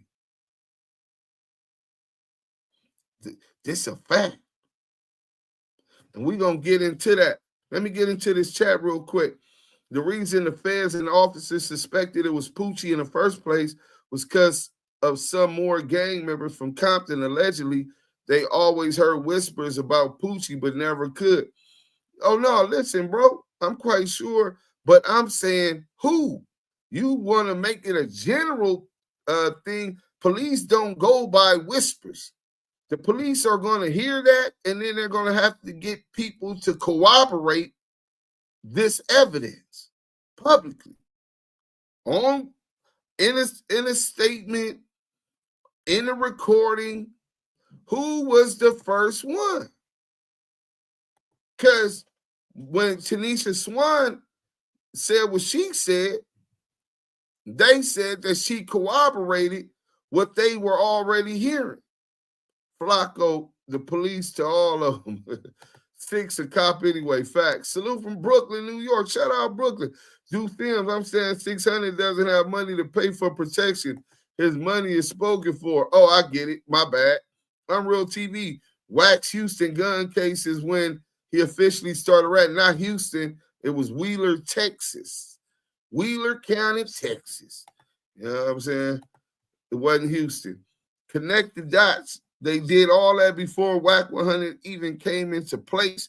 They heard a Poochie name originally in the 1990s by some more Paru members, same gang, but then in the early 2000s. How do you know what they heard? And on top of that, just because they heard that then, I'm saying, and just because before that happened in 97, Biggie got killed in 97. Wack got out at the beginning of 98, bro. So if you get out and it's up, it's tensions, bro. Alleged East Coast, West Coast, Compton, mob power rules versus Southside Atlantic. You know what I'm saying? It's tensions. So if a nigga coming into that scene like he did with Pooh Ryder, Destructo, B Craze, a lot of the homies from Pacoima Paru Blood, shout out to the 2 P's and the B, was already around Death Row helping to enforce, because this is where the bag was at. Niggas be gangsters for free. Niggas do gangster shit for free. And it's a bag over here for niggas that plays that part. So he gets brought around by Reggie Wright Jr. Suge's in jail. He gets brought around by Reggie Wright Jr. And he said he was up there every day. Niggas talk, especially when they began trusting. It's not a doubt in my mind Pooh Ryder, Suge trusted Pooh Ryder. That was his nigga that was going to do anything. That's what Reggie said. That's what Wack said. Pooh loyalty was with Suge. So you can't act like you don't have jailhouse snitches. Let me turn this off because I see where you going with it. And we finna shut that shit down right now. Right? Because it's real easy to shut it down. All I got to do is go up in this. Matter of fact, I could probably find it. I could probably find it over here and a lot faster. So don't leave now. Oh, no. Don't leave, brother. Yael, salute. Let them know where we at, brother. Because I think they don't know where we at. We do receipts over here, brother. You know what I'm saying? You know what I'm saying? We do receipts over here. Let's see what we got. Because it was a lot of jailhouse informants that was talking to these people and giving information about different shit. Let's go. Maybe we can find it like this. Y'all can. Oh, Yael having technical difficulty. He's not even up here. Boom. So just because a nigga in jail mean he can't hear nothing and be a jailhouse informant. Is that what you want us to believe? Dudes, can you hear me? Yeah. Yeah, I was gonna say they sit in one of the hottest podcasts on YouTube with Deuce Sims the Don and Yael the Kiwe pop star. Damu Kiwe Conversations. Facts. That's what that is. And I got some good news, everybody. Hey, do they got access to the phones in jail, incarcerated inmates? You said phones? Yeah, like where they this call is from a federal prison or a state prison. I'm sure they do. Well, right here it says Special Agent Blank was telephonically contacted by a confidential witness who provided the following information. Oh shit. The CW was present in Las Vegas, Nevada when the shooting on Tupac Shakur happened. The CW spoke with Suge Knight sometime after the shooting. Knight told him he knew who the shooter were, but would not identify them. Knight indicated that the shooters were Compton Crips from the South Side. Knight said the bullets were meant for him and that there were 3 contracts out on him. Knight. So this could be somebody from jail. He didn't have to still be free. He called by phone. He didn't have to be there where Tupac was killed, right? Here goes another one. 1997. You talking about some dudes on the street. This is specifically An informant talking about Wardell Poochie False, a death row informant. Another incident occurred at the Marriott Hotel near the Los Angeles International Airport approximately 3 months before Rat was killed. Talking about Rat from Bounty Hunters. Knight was again confronted about a record deal, and Knight said that there was no deal. A fight subsequently broke out between Knight's gang and Rat's gang. The fight took place near the check-in valet parking entrance at the hotel. Hotel security and the Los Angeles Police Department broke up the fight. Approximately 1 month after the fight at the Marriott, Wardell Fowles, a.k.a. Poochie, came into Can-Am recording studio. Blank was at the studio with Knight and let Poochie into the studio. During his visit, Knight told Poochie to get Rat. Poochie responded to Knight that he needed to wait until blank, a.k.a. blank, gets back. Blank, Poochie, blank, a.k.a. blank, and blank, a.k.a. blank, are described by blank as Knight's shooters. At the time, blank, a Ludus Park gang member and leader of Knight's hit squad, was in jail. So you got a dude in jail providing information about Suge Knight's hit squad. And you guys are talking about what a nigga can't do because he was in jail. Niggas talk, the streets talk. And the wrong nigga get information of it. This the fake letter that they gave to Tanisha Swan. It was on April Fool's Day too when they talked to her, and he's saying that he's associated to Suge, and he was hired by Suge like it was a dying declaration, and he was hired by Suge to kill the notorious B.I.G. You know what I'm saying? All right. So bam, this is Tanisha Swan. On May 28th, 2009, let's blow this up a little bit. Task force officers. I hope y'all seeing this, right? Task force officers.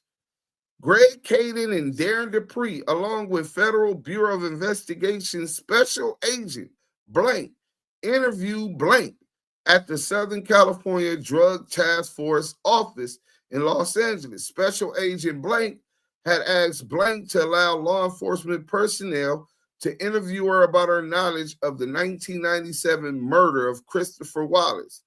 Blank transported herself to the interview location and arrived alone. Pause.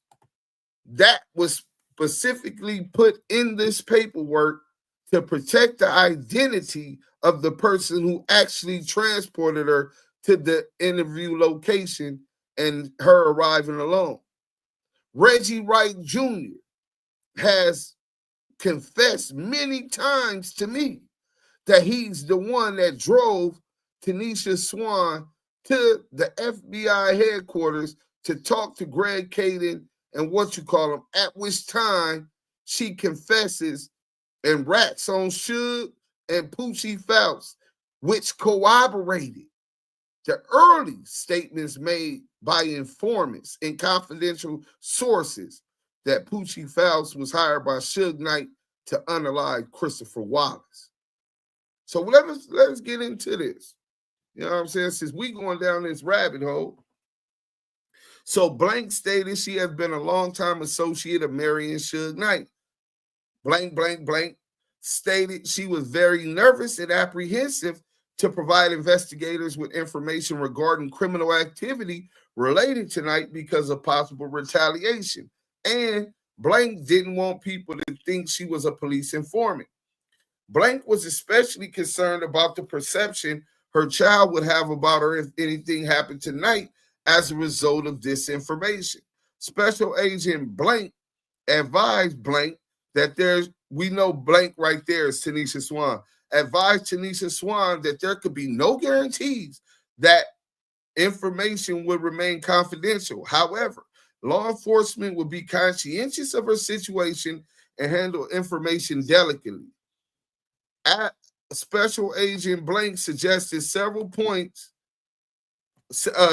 options to Tanisha Swan to ease her concerns, including possible witness protection. They offered her witness protection, grand jury proceedings under subpoena, etc. Blank readily agreed to provide grand jury testimony, but stated she would not be comfortable testifying in open court against Suge Knight. So, investigators employed an investigative ruse with Tanisha Swan by producing a fictitious letter, an affidavit completed by Poochie.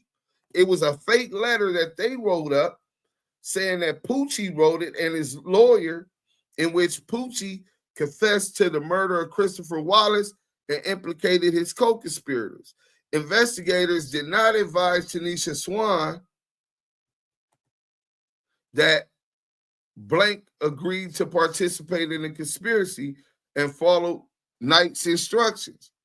Blank contacted Bolton on the phone and arranged a meeting. Tanisha Swan saying she contacted Bolton, which is Poochie's other name, on the phone and arranged a meeting. Tanisha Swan informed Poochie that Wallace would be at the Peterson Auto Museum in Los Angeles on March 9th, 1997, and that Suge Knight wanted him killed.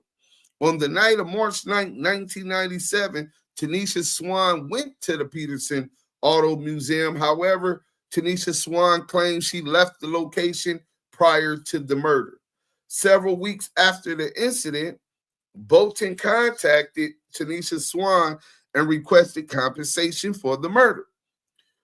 Tanisha Swan returned to the jail and informed Suge Knight. Knight told Tanisha Swan arrangements would be made to have the money deposited into her account. Within a week or so, Tanisha Swan withdrew approximately $9,000 cash and delivered the money to Poochie. Several weeks later, Bolton contacted Tanisha Swan and requested more money, explaining that he needed to get out of town for a while. Tanisha Swan again visited Suge Knight and informed him of Poochie's request. Knight caused additional money to be deposited into Tanisha Swan's account.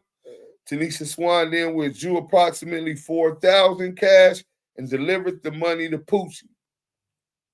Note, several times during the interview, Tanisha Swan began to cry and stated she was extremely frightened about the repercussions of her cooperation and advised she would invoke her constitutional rights if she was forced to testify in court. Tanisha Swan also refused to consider being a documented confidential source in furtherance of the murder investigation. So you had that. Let me go some more because we got some more stuff.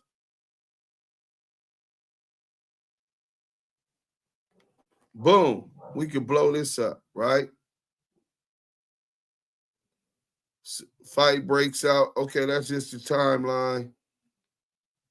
Let me get to one of these other informants. Since one of the informants that's in jail. You know what I'm saying? Pox Rabbit, Brennan Ballistic. Boom.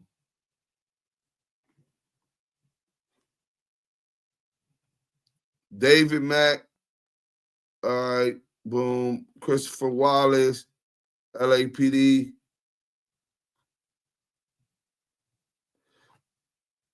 All right, let's go. Now that I think that was from one of the snitches, but I don't know if that snitch was in jail. This office derived, complete discussions. Paul Rosen. Hold on, I gotta go out of here so I can see the actual shit.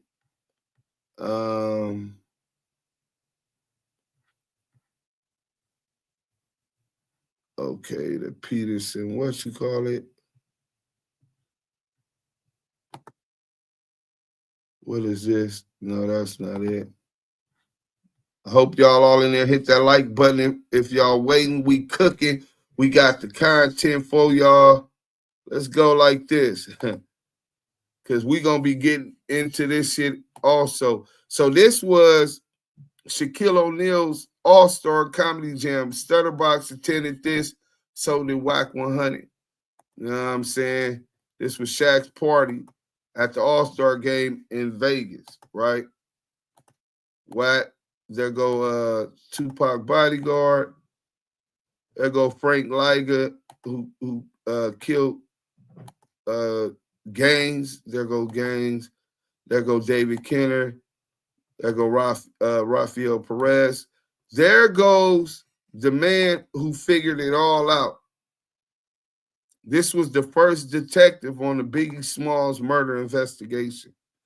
Who knows who this is? Let me go all the way down to the bottom.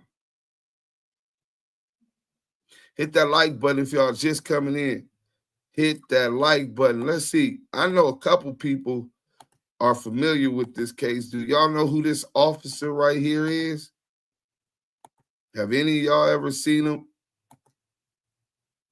Let's see what they say. I'm there. I just seen it. Who was it? Mo Hill. Mo Hill know about this. Mo Hill, that is Detective Russell Poole, who the LAPD Chief Bernard Parks and them put on desk duty because he pointed at Reggie Wright Jr. and dirty police officers at Rampart as having something to do with Biggie Smalls unaliving. While discussing the Wallace and Tupac Shakur cases for upcoming nonfiction book, Chaos Merchants, Detective Russell Poole died of a heart attack at the Monterey Park office of the LA County Sheriff's Department. And there's a lot of people that believe that he was hit with a heart attack gun. And they do have those. You know what I'm saying? There go Darren Dupree and Greg Caden. Remember earlier I was telling y'all what separates me from a lot of these other niggas? Me and Scandalous and the team does what's called investigative research. We look at and gather information about so we know what we're talking about. We're not just over opinionated. Obviously, as humans, we want to give you our opinion, but based on calculated facts. Paul Fournier. So let's go. Boom. I got to get out of here. I don't see what I was looking for. Hold on.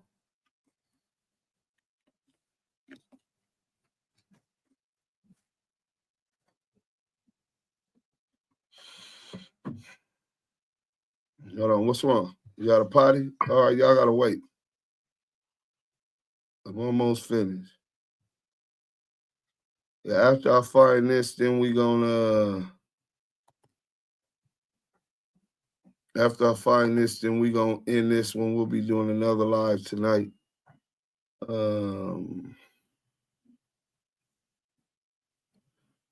Is this COINTELPRO? Yeah, that's COINTELPRO.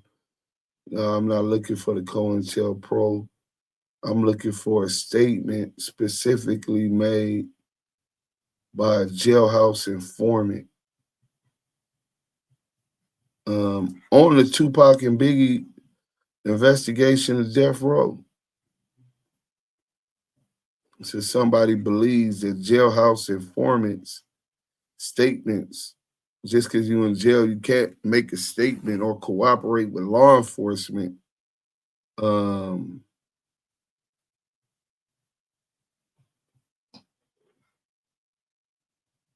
Which is totally false and misleading. They got jailhouse informants working in there, gathering intel about what's going on the streets.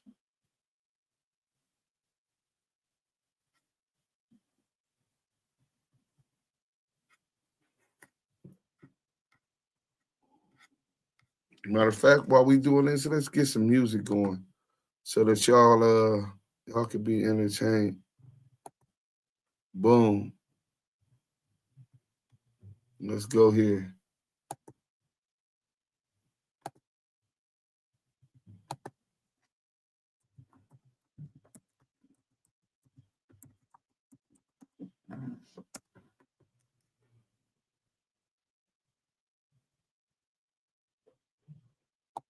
Rest in peace to the homie Lil Nino. Let's go.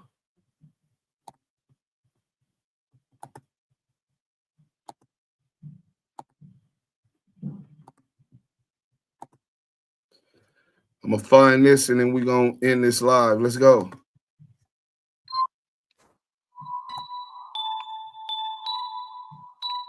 Great.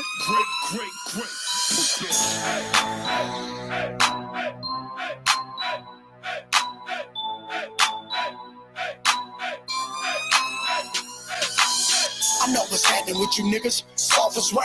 Yeah, I'm tripping, tiny fingers. Toss the thing. These niggas loose with the lips. Lost they brain. All my gangsters stray dogs. Off the chain. All pain cause pain. Hey, we'll get right back to this. I found it that quick. You know what I'm saying? And we're going to go out with that. You know what I'm saying? But deeper than rap. Yard down music. Boom. Fruittown Brim, Lil Rod. But Lil Rod is not for Fruittown Brim. He was for Fruittown Paru. But the police got him booked as a Fruittown Brim. But I don't know him. I know of him. I heard of him. The homies know him. Some real Paru homies. You know what I'm saying? And Lil Rod wrote a letter while he was in jail. Dear Kevin, I hope this letter finds you well and in good spirits. Well, here is my letter to you. I did receive your letter, and I will not speak to no one without being in your presence. I believe in loyalty, and my loyalty is to you, Kevin, for stepping up and grabbing back. I never thought it would come to a time that I could not help myself, but when you're feuding with Suge and his death row police department, or should I say Simon and the boys, it's a different kind of team. But one thing I do know is we can finish what Pooh discovered at the party. Pooh plugged up the music, but by the time he figured out the song, Frank Liger already out. Dance, Pooh, this is LA Confidential, not the move. The real shit, they used Pooh to clean up one of 3 death row hits, and I know they murdered Coco. The day they picked me up, the sheriff, Charles Duncan, he had his gun pointed in my face. He wanted to shoot me bad. Then told me that's the one. She more made a complaint on him and Sergeant Sciatica. His spelling is off. His handwriting is sloppy. You know Omar is Suge boy. It was Reggie and Suge idea to contract the sheriffs in so Suge can cover more grounds once Biggie Smalls' hitman got shot. I got pulled into the party, and one day I seen Omar Bradley, and I held my gun up, and I told him, I'm not going to let your police officers do me like they did Vince behind what's happening to Poochie. And I also told him I know about Poochie murdering Biggie Smalls. And he said, man, be careful, man. While I was writing you this letter, I stopped and called my attorney and I got it into his paralegal. She said you guys were having a meeting and she did not sound happy. I don't trust him. So this dude was in jail, wrote a letter from jail talking about what was going on the street and that Poochie had it. You know what year this was? 1998, 1999. Now, do y'all want to know? Let me clear this. Oh, y'all wasn't even able to see it, huh? Damn, my bad, bro. Let me let y'all see how badly it was written first. You know what I'm saying? At least y'all could be able to see that. I ain't gonna read it again. Look at this dude handwriting. It's misspelled words and shit, right? So, and you see down here, he's talking about Poochie. So this notion that because Wack 100 was in jail at the time, that he didn't know what was going on with Poochie or the streets don't talk, or he couldn't have been providing information once he got out. Remember, Wack 100 got out at the beginning of 1998, right after Biggie Smalls was murdered, bro. Months after Biggie Smalls was murdered. All of this is still in the streets. It's the biggest thing going on in hip-hop. The King of New York, Frank White, Christopher Wallace. I'm going back to Cali. And then the man was unalive. These niggas in jail is looking for ways out of jail. They're trying to give information. Whole bunch of snitches. So to dismiss as if Wack 100, when he went to talk to these people, because y'all acting like he didn't go talk to the people. That's what Wack thought he was doing with the exposures, but he couldn't do it. They killed that boy. Fuck a heart attack. Yeah, that's what I think happened too. They killed him at the sheriff's station because he was exposing the police participation in knocking down Biggie. This is information I never seen before. It's really good to see this stuff. So salute to all those involved in showing this to us. Good looking out, bro. Hell yeah, you could be an informant while you're in jail, especially if you was one on the street. But it's a lot of jailhouse informants in jail. They had them in every jailhouse. That's a fact, bro. That's what murders we know they never talked about. The many others got killed behind Tupac. That Beverly Hill mean Wack, Beverly Hill cop mean Wack fits them perfectly. Facts. Mike B, Fruittown, Paru, not Brim. Yeah, that's a fact. But they got him wrongfully done. They had one of my homies on the news like that, wrongfully as Fruittown, Paru, but he a Fruittown Brim. So the police don't necessarily know the difference, especially if they're not on gang unit. You know what I'm saying? Before we put that iron on you, y'all better get it straight. Oh, yeah, we gonna knock that. That's one of the Parus I was referring to. Yep, thanks. Hit me up when you get this way. Wack definitely gave a statement. Oh, bro, you don't know? Hold on, bro. Y'all act like that's in question. He told us he went to the 64th floor. We finna get into that, bro. Hold on. Y'all acting like y'all don't know. Y'all acting like y'all don't know what was going on. Hold on. Let's get to it. Did he make a statement? Nigga, he can't deny it. Greg Kaden told us he made a statement, but we weren't going to be able to get it. Listen to this. Second thing they had against me, they press play, wiretap. This is why I know when I hear certain wiretaps was conspiracy, how they get. Let me back it up a little bit. They got me on the phone. Said, yeah. Let's back it up. They find all this shit. Everything I do is up under a court. I don't give a when I get. Here it go. As a social security number, I don't make no money. So they looking at everything and they like, this don't add up. But what they failed to do was run everything. So when they hit that home office and they seen all these different corporations and they seen these cars under this corporation, these houses under this corporation, this under this, he then knew everything was justified on my side, right? Because like even today, I haven't had a personal bank account 15, 16 years. Everything I do is up under a corp. I don't give a when I get gas, it's up under a corp. Whatever I do is I'm operating up under a corporation. So they take my files, uncuff my wife. They take her, she had 2 guns, legal guns in her name in the crib. They take those. Call my attorney.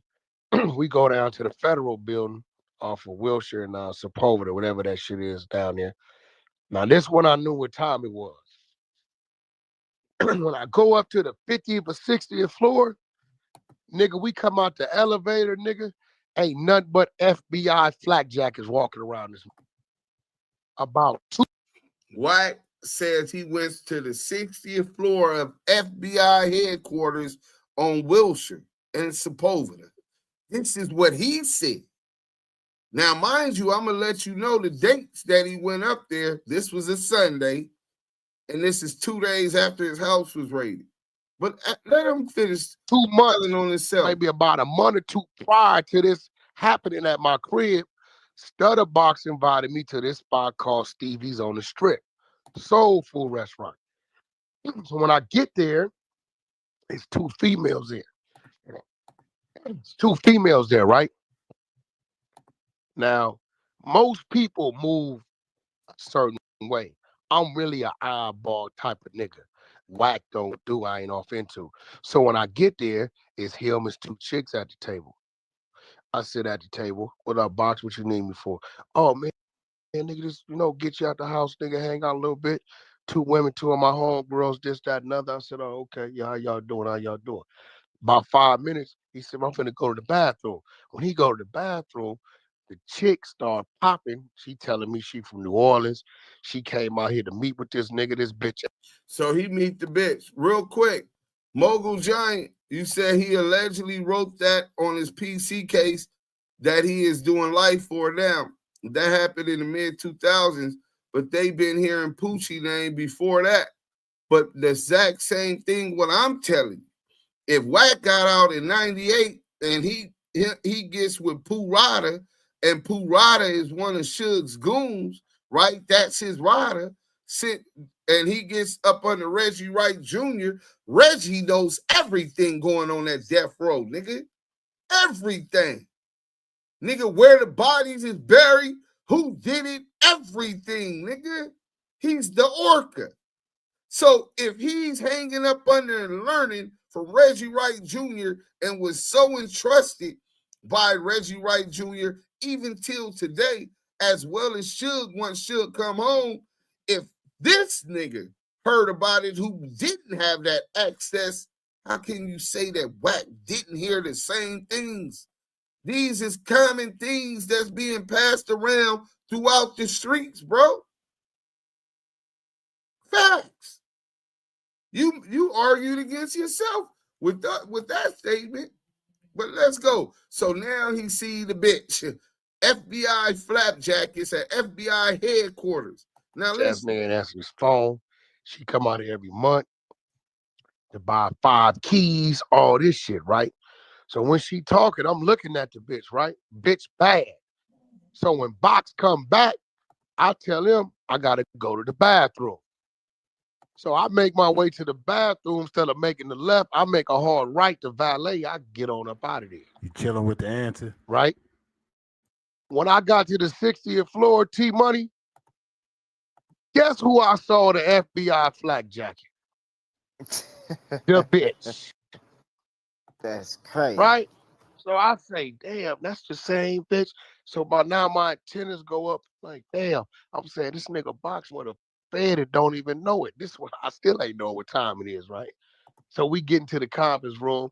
They got like 7, 8 feds. We whoever get they to the little leader conference is, whatever room. y'all call them. I'm would have fed it, don't even know it. This one, I still ain't know what time it is, right? So we get into the conference room.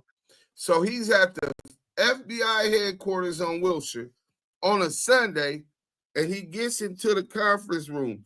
What are conference rooms built for? In FBI headquarters built for. You up here with 8 FBI agents on a Sunday.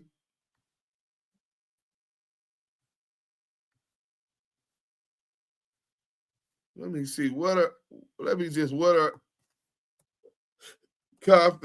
conference room built for? Just common sense shit, right?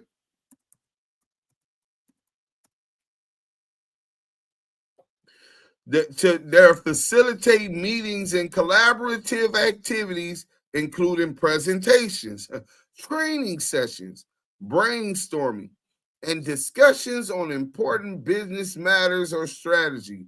They provide a dedicated space for private, focused discussions and work. So this is where he goes at the FBI office on Sundays when the FBI office is closed to Damn, how the fuck was y'all listening? Let me see if y'all can hear, man. Let me get a 1 in the chat if y'all was able to hear that. Ones in the chat, were y'all able to hear that? Hit that like button if y'all just coming in. What's up, y'all is not active. Ones in the chat if y'all was able to hear the conference room. Okay, so yeah, we don't got to start back over. Boom, good. They got like 7, 8 feds, whoever they little leader is, whatever y'all call him. I'm sitting down, me and my attorney going crazy. We filing a lawsuit, harassment. Y'all embarrassed my client. He lives in a gated community. He can't live there anymore. Homeowners Association is filing complaints against him because you guys came the way you came. His neighbors are frowning upon him. All this shit. We playing for the bag, right? So dude says, well, we still got your client on 2 different situations.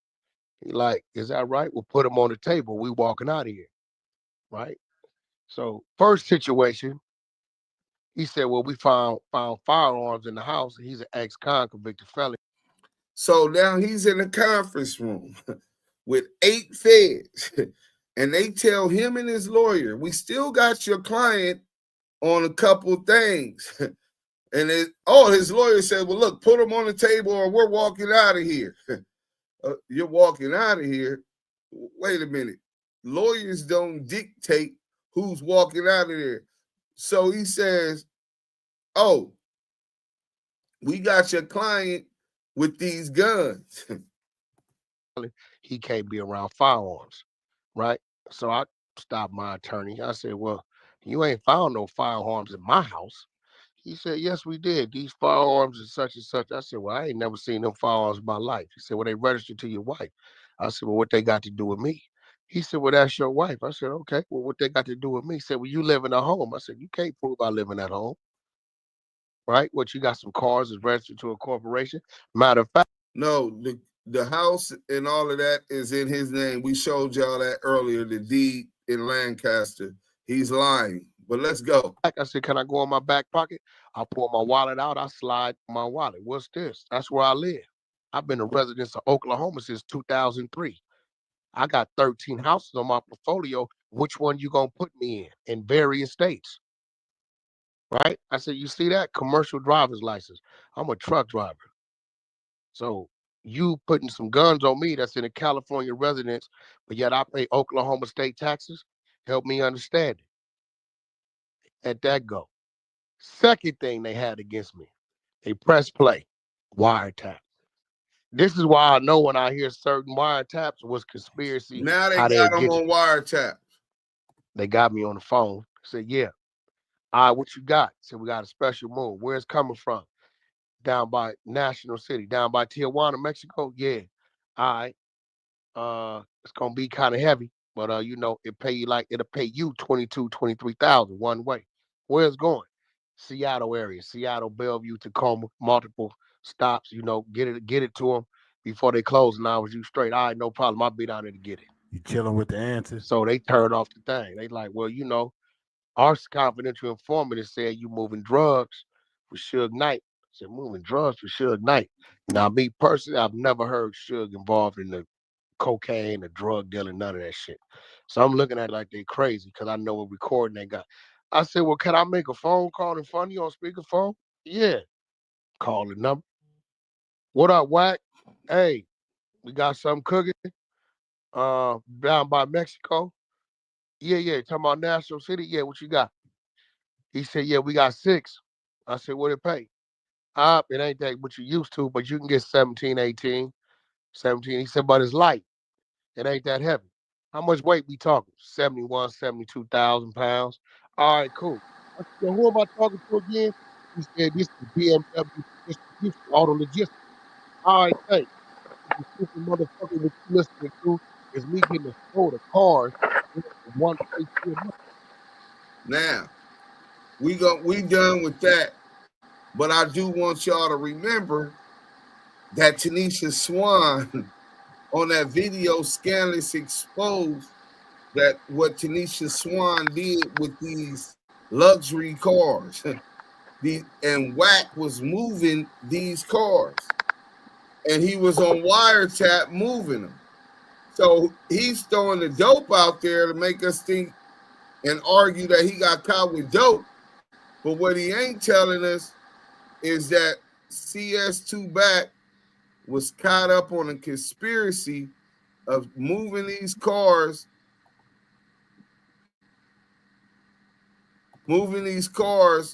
with Tanisha Swan, Suge Knight wife, right? And these cars was tagged.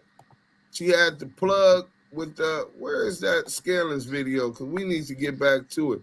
Oh, that's what happened. Boom. My bad. Let's get.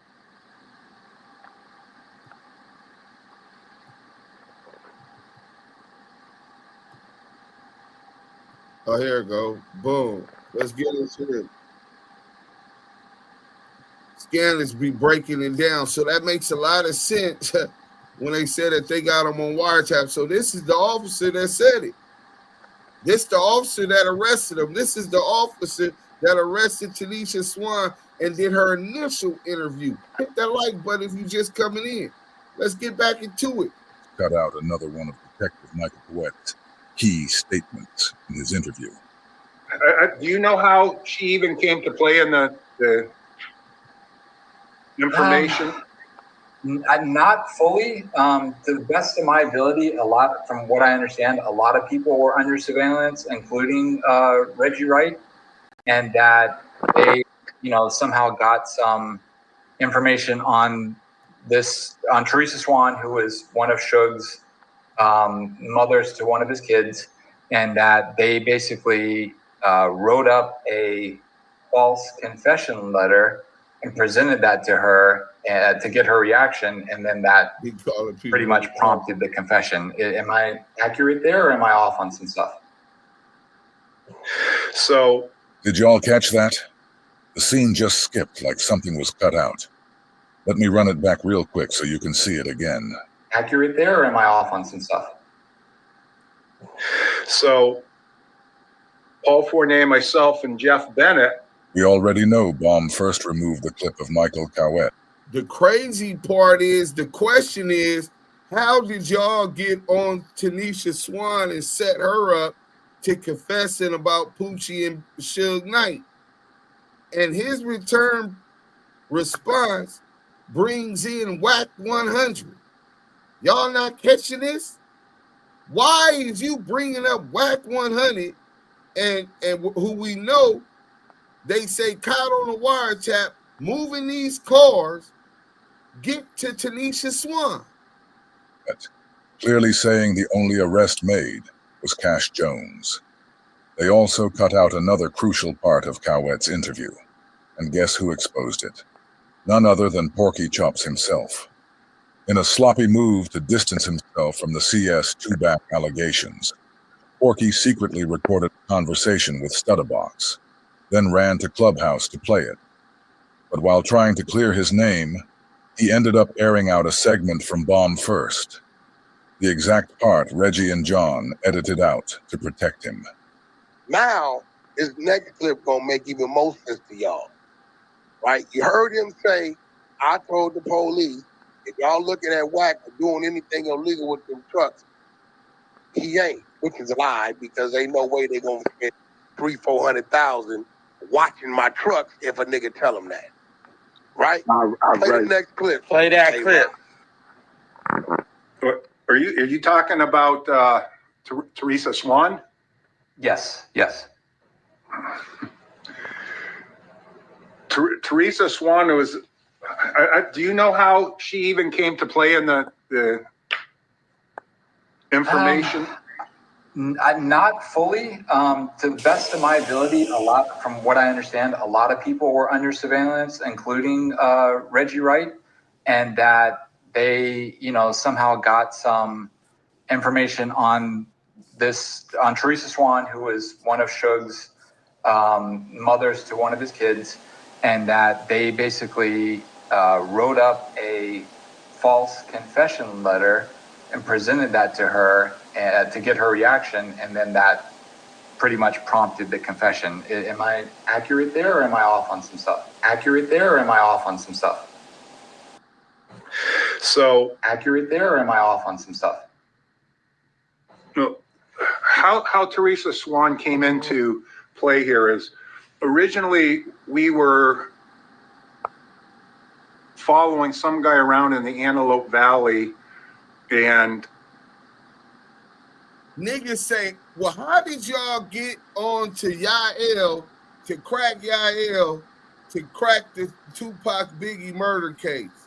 Well, initially, we were sent to follow Deuce Sims all throughout the Antelope Valley. Wait. Nigga, that means this nigga is the one that told him what was going on when he got caught with these motherfucking trucks on wiretap and led them to Tanisha Swan. So this is the leverage they got on Tanisha Swan about doing this fraud shit with these tag cars that Wack was moving. Pay attention, bro. The question ain't got nothing to do about Wack. It got to do with how did you get on Tanisha Swan? Listen.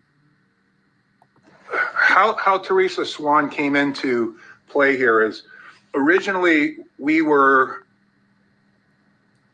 following some guy around in the Antelope Valley, and Greg had thought that this guy was going to be able to get us to Suge because he had some relationship with a not so famous rapper at the time, and he somehow thought this guy was going to get him into Suge. So we chased this guy around in the Antelope Valley for several months, and really nothing came of it. The guy, he eventually was brought in for questioning, and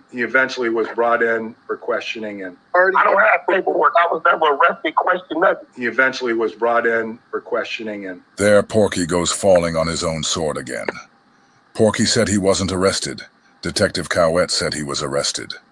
Porky said he never was questioned, and Detective Cauoette said he was brought in for questioning.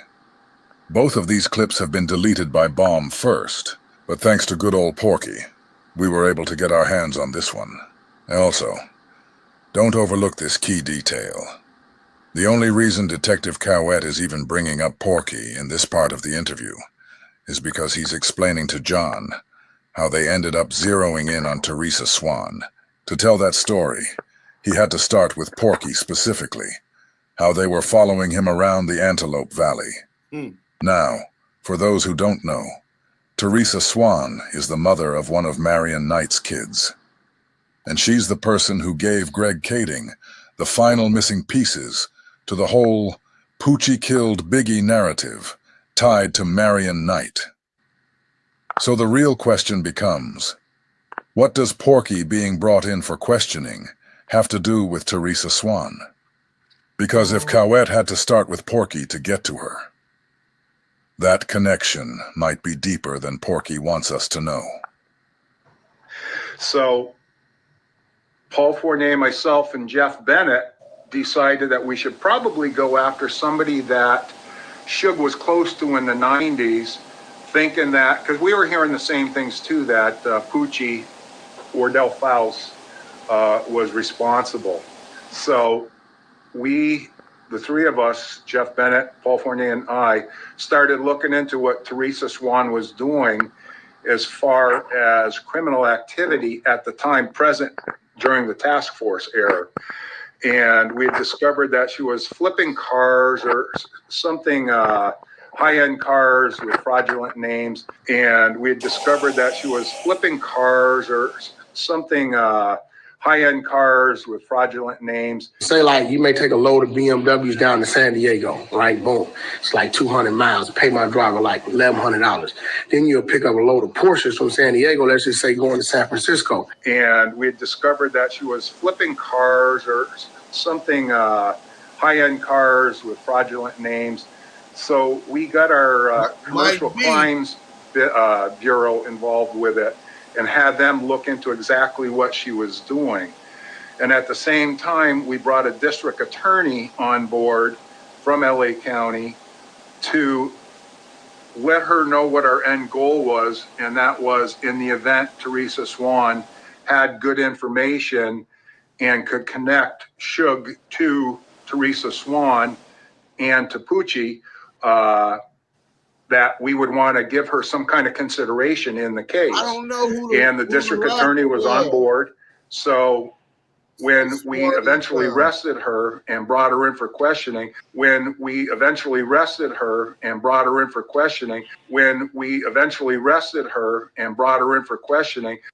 According to Detective Cauoette, Tanisha Swan was arrested and brought in for questioning, just like he said Porky was. Now think about everybody whose name was changed in Greg Kading's movie. Think about the fact that Tanisha Swan's real name is Tammy Hawkins. It was very clear that she was more than willing to talk and was, I believe, being truthful with how the murder of Biggie happened and how it was paid for through the monies of Suge. So, and then Greg came on board and started with some of the stuff, and they ended up doing a in-camera interview with her to lock in her interview. So I'm not sure I recall the letter with the false statement that you're referring to or not. I was just in with her on the initial arrest and interview process. Of course. So what he's saying is that he, on the initial arrest, he was in on that and then questioning Tanisha Swan. But the paperwork that I read before, where Tanisha Swan is talking about Poochie did it, she went and got the money from Suge, that was Greg Kading and Darren Dupree, right?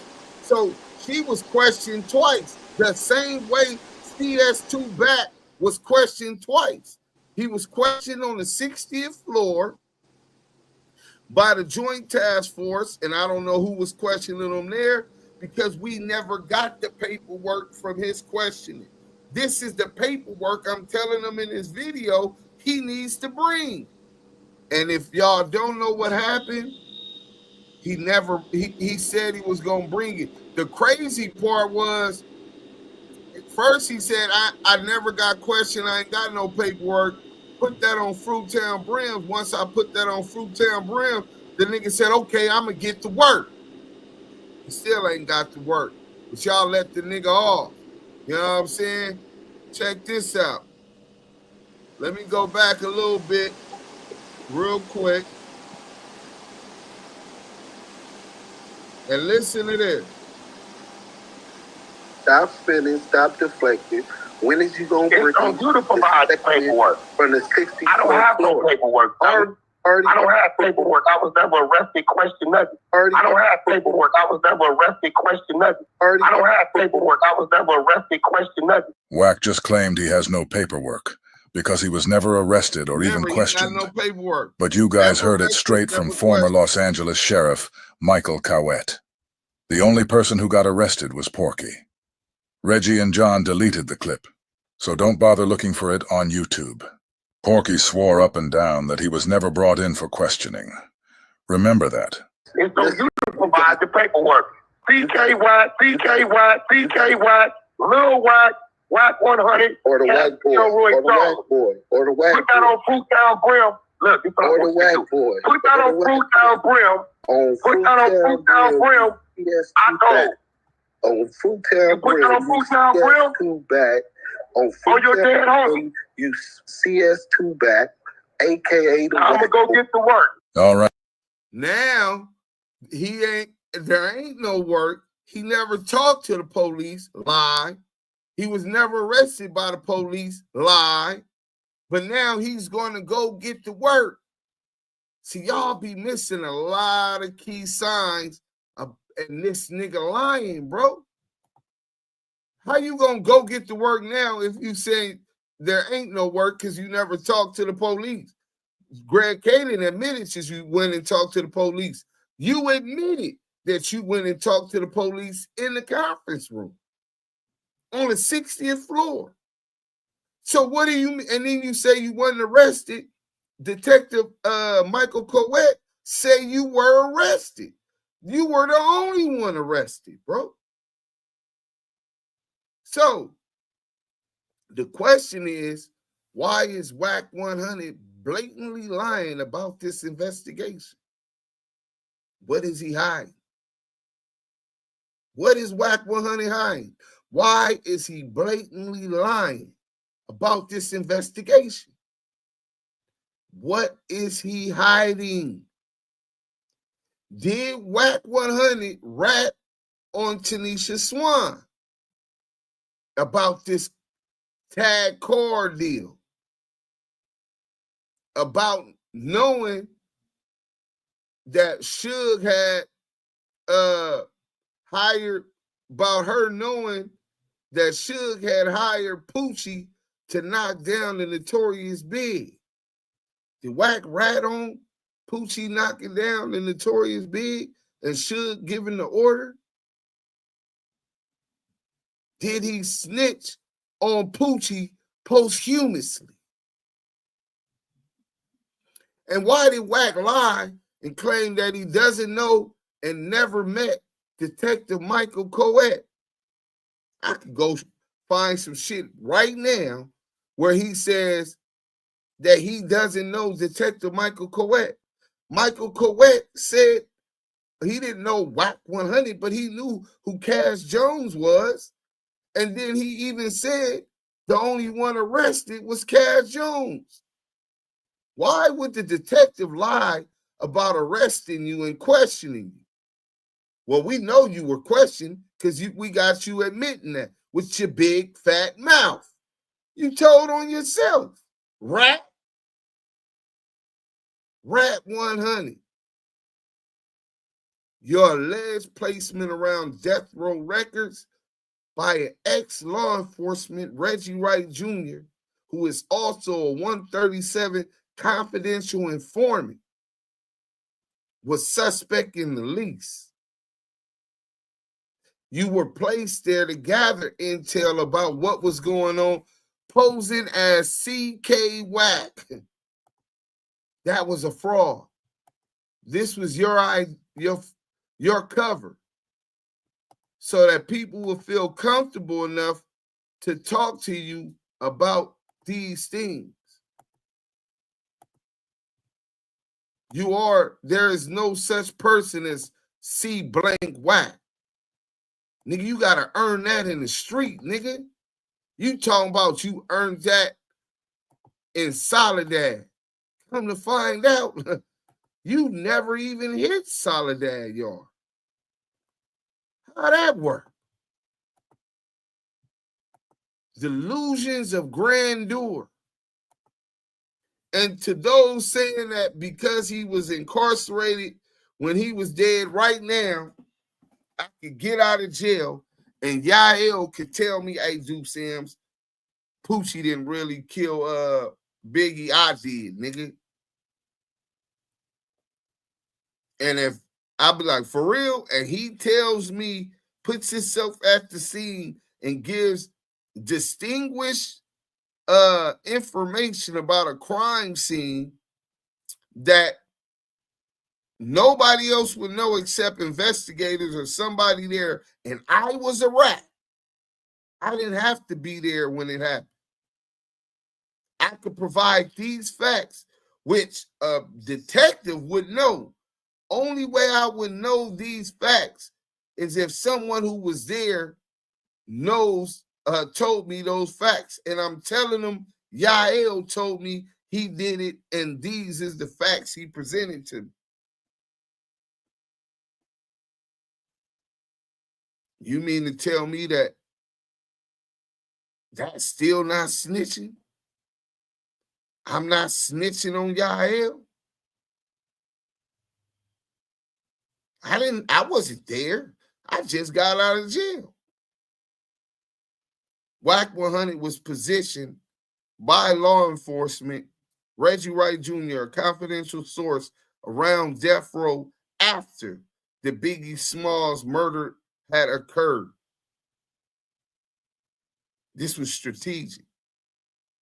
This was to gather intel.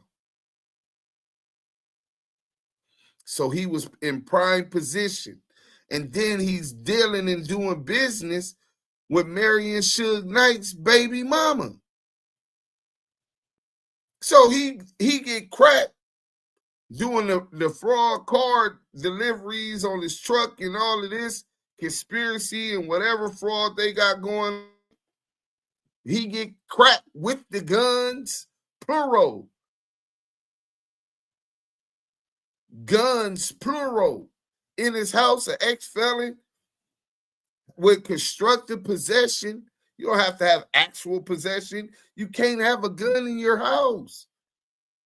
Constructive possession and aiding and abetting that could have had Kim locked up. In fact, that's why they put the handcuffs on her, because they wanted to use that leverage to help break you. So you on wiretap. They holding these guns over you. So conspiracy, wiretap, fraud, the cars. Then Stutterbox is saying you dropped the low on him. Conspiracy to unarmed, conspiracy to attempted murder. Because they got cracking on by.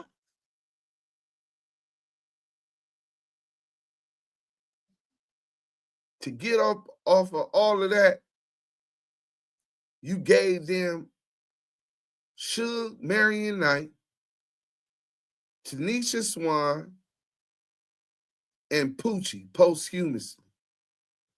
This is nasty work. This is CS2 back, a.k.a. Wack So Foley, nigga. Wack So Foley, nigga. Yeah, you got anything to say? We finna end this one. We got another one tonight, though.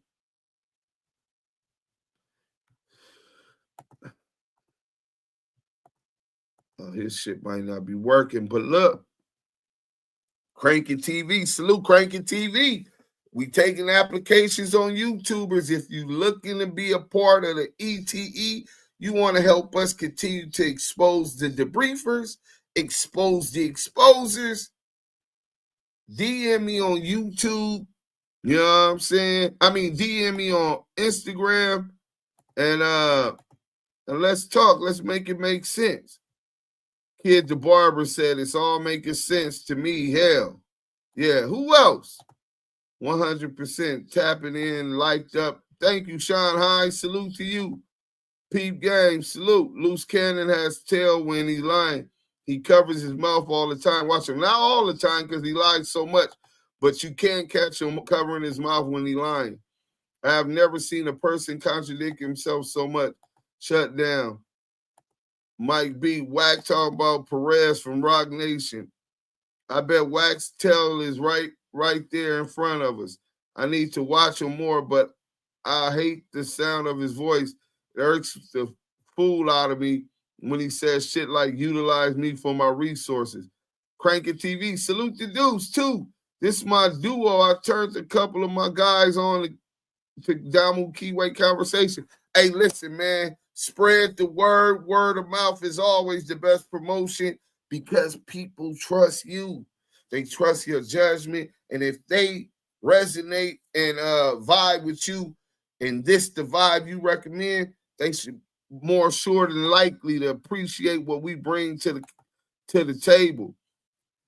Hey, Mike B, I didn't hear what you said after we break this down about these cars, about him lying. Most of his life is a lie. That's a fact. Latrina, what up? Salute. I want to hear what Mike B think, man. Do another deep dive on Wack Houston case that vanished. Not Houston, bro. Wheeler County, Texas. Wack metagame through Stutterbox, right? That's the rapper he was running around with trying to get next to Suge. Nah, no, yeah, you're right. Yeah, he did meet him through Stutterbox and 40 Glock. So it was a situation. We just, what's the name, just did the video on that. Let's see what they say. Okay, there go Mike B. He says, been making sense to me, 100. Okay, I just want to make sure. because I know you be in the chat on the Blue Wrench mob, but I know you be paying attention. I remember Wack said he snitched on his partner to Kim because he wanted, because his friend, because he wanted Kim, because his partner used to go with Kim first. Told Kim his partner was cheating. That's how he got Kim when they was young. No, on everything I remember that. Colin Trappernick, yo, Deuce. If we get the footage with the audio of Wack crying in the garage against Big U, would it hurt Big U at this point? Nah. Because I don't think Big U didn't commit a crime that day. He wanted to fade, bro. That's not a crime for somebody who disrespects you, lies on you, disrespects your family, have people accusing you of unaliving someone you look at as a little brother or a son. And now your family getting death threats and stuff. Nigga, I want that fade too. But when the nigga bitched out, when the nigga said, that's my family in that car right there, Eugene, Big U, Hannibal, Draws, you gonna do me like this? That's my family in that car. All right, nigga. I still want that fade though, nigga. No crime committed. Did he intimidate him? Yeah. Would he have whooped his ass? Hocus 4/5. Say Wack lining everybody up. Hey, listen, Hocus. What evidence you got that Wack lines you up? Because it looked like your paperwork was heavily redacted. Now, do I believe in coincidences? No. Do I know he's a rat? Yeah. Well, I would love to talk to you, but not on my phone. My phone probably tapped. You know what I'm saying? And you got a pen. I don't want you explaining something to me. I don't need to know that bad. And then they get it on wiretap and it's, Juice Sims lined up Hocus 4/5. He got him. Listen, I believe you innocent, and maybe later on we can get the interview and get into the, or maybe the paperwork can drop sooner. Peachy got it. We gonna get that ASAP. Peachy, we got it. Oh, Colin Trappernick, send it, bro. Active Chucks DM me on Instagram, and it's going right up. Dead homies. Hocus 4/5, man. I'm sorry. Yeah, man. It's sad that you going through that, man. You know what I'm saying? We went with jail on our worst enemy, and you ain't no enemy, so it's fucked up. Rap 100 claimed ownership of getting 40 Glock shot. He sure did say that. Wack had a panic attack. But if he was arrested, how come none of that shows up on his criminal record? Wack was the only person that committed a crime in that garage. He's the only one that had a firearm on Big U, just wanted a one-on-one fight, but in court, they didn't say nothing about that. Facts. Street Politics gave 600 an F grade. You ain't hear him say he about to put our shit out for the feds to take off the internet? I'm a DM. No. I heard that part. Ain't no question. He threatened. Because if you don't clear my name, I'm a snitch on you. And the feds is listening. You see how they just did Big U and Loose Cannon. So I'm trying not to do you. I'm trying not to tell on you is crazy, nigga. I'm talking about stupid crazy. Yeah, no, I'm talking about in the paperwork. I definitely heard that, nigga. That shit was ridiculous, nigga. A nigga publicly, it's all out there at that point. Nigga publicly, nigga, you ain't gonna call me a rat on your case, nigga. And I put it all out there, nigga. Nigga, you was threatening my bitch. This nigga's a rat. That's rat, nigga. Yeah, no, Hocus, you definitely right on that one. But I didn't hear you stand on that part with him. And maybe that's strategic because you trying to be try to keep whatever you got going on in them type of discussions off the internet, and I would understand that. Yeah, we heard that, folks. That's why I did the content blasting them saying that. Yeah, man, that was nasty work, nigga. I'm a tail.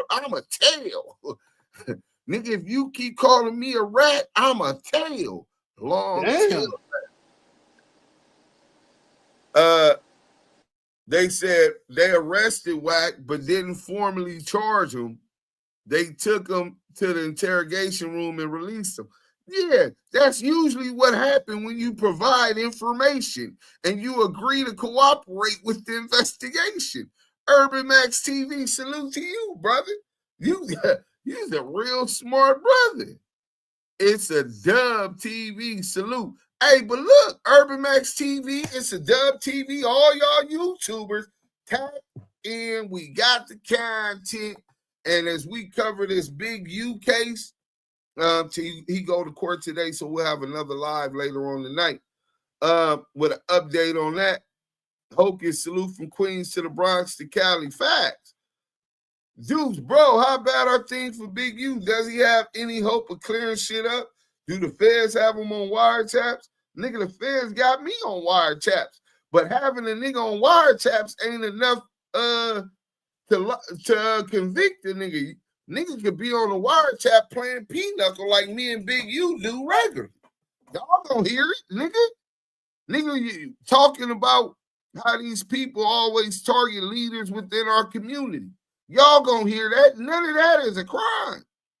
Just because they believe they have make a prima facie showing that you deserve to be your phone deserve to be tapped because they're doing an investigation. You on there that now. Is he on there talking illegal business? I doubt it. I don't know Big U from doing illegal business. Maybe 10, 20 years ago, when you hear the gangster shit in the streets and the stories him and Suge and stories of him as a gangbanger that's all over the internet, yeah, I'm quite sure he did crime then. But I didn't get to meet that Big U. I met the Big U who was a man, a leader within his community, not the Rolling 60 gang. There's not a leader of a gang in where we come from. There's influential reputables who have say-so, who earned say-so in a set. And it's a lot of different cliques in those sets. And there's different reputables that have say-so in those sets. So as far as him being a leader, he's a leader because he works with those kids. He's a leader because he works with politicians. He's a leader because he works in the music industry. He's a leader because he makes sure that the wolves don't be targeting people who's just good people trying to do business in the community. And the wolves respect him. Not just from his hood, several hoods, multiple hoods throughout Los Angeles. But you know, what they're going to do is push it as Big U, the leader of the Rolling 60s Crips. Well, prove that. When one of his closest confidants is a Brim. Prove that. When he hangs with and goes to Jim Gillian in the jungles. Prove that. When he's in the Fruittown Brims with me and the homies. Real niggas fuck with real niggas. When you got people that's trying to build past the color lines, try to change the narrative in our community for the positive, it's so cliche for them to try to punish him for his past. But as far as wiretaps, I doubt they got him on wiretap doing any crimes, bro. Because I don't know him from doing crimes. You know what I'm saying? And yeah, he definitely got action. I know he's definitely gonna be a lot of the shit that I know about, because I know a lot of it was live. From Loose Coochie Ashley Dale, the long-tailed rat, Marley Marl, the low-life pimp. I know that they were all coerced to corroborate certain statements to implicate Big U in these cases. So yeah, but I don't know about his money situations. I know that he breaks himself for them kids. That's what I do know. I know that people come up to him when he's walking off the field from football practice, single mothers, and I don't have no gas to get to work, or my boy ain't gonna be able to come to practice this week, and he'll just go in his pocket and give him whatever cash he got. Rent due. And that's not just for one person, that's his community. If he got it, they got it. So when they say that he was taken from them kids, I can't see that. Yeah, if you keep calling me a rat, I'm a rat. Big U's gang prevention program was the best thing to hit the city since GBN started. Hey, man, that's a fact. Doesn't sound like Big U was extorting Monster. Sound like Monster was paying Big U for protection so his unlicensed weed shop wouldn't get robbed. Nah, he was paying Big U because Big U was they went into business on the weed dispensary, and I don't know how that started. I think Big U gave him an advance to get it started. See, Monster, bro, we got like 12 people who right now saying Monster owe them money. On the call with Loose Cannon, you hear Dale talking about all these debts he done paid off. He's a bad paymaster. You know what I'm saying? So he's one of them niggas that borrowed from Peter to pay Paul, and he done did so many people that he's staying in the hole. But you see, he's bringing in $300,000, but somebody might have loaned him $60,000 to do it, and then he's supposed to be moving weed. Come to find out, this nigga going to Ohio with his hands in all kind of illegal shit. Big U don't give me the vibes that he was talking stupid on the phones. They always attack the black man, try to help his people. Yeah, that's unless they can control him. That's seen here in Ireland, bro. Slim Reaper, you in Ireland too, huh? We see that clearly over here. Yeah, that's what they do to all our leadership, especially when they can't control them. If you read the paperwork where they say it was a fraud, that he defrauded the federal government. Bird, that's how I got hip to Big U, from doing things with the gangs that the police was never able to do. They had a big article on them in my city 10 years ago, maybe. Hey, man, appreciate that, Bird. You know what I'm saying? Stand on the media. What's up? Free Big U until it's backwards. That's a fact. Let me see if I can find that real quick. See, y'all got me cooking, man. I wasn't even on this, but we gonna get on it just because. I'm gonna read this. Remember, they had their informants. They permitted their informants to try to get this man scared so he'll start carrying guns, because the threats that was going to his family through social media and all of that shit. Big U don't give a fuck about none of that. He gonna protect his family with his hands. He a 3rd-degree black belt. So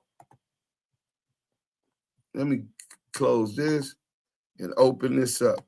So this is the allegations. I don't remember if this was the complaint or the indictment, right? Let me show y'all this real quick. So this is one example, right? So they say he was a snitch working with the police and providing information and all of this shit that the federal grid handbook mandates, right? He got developing options as his 501(c)(3). Well, that's the DBA. It's really incarcerated.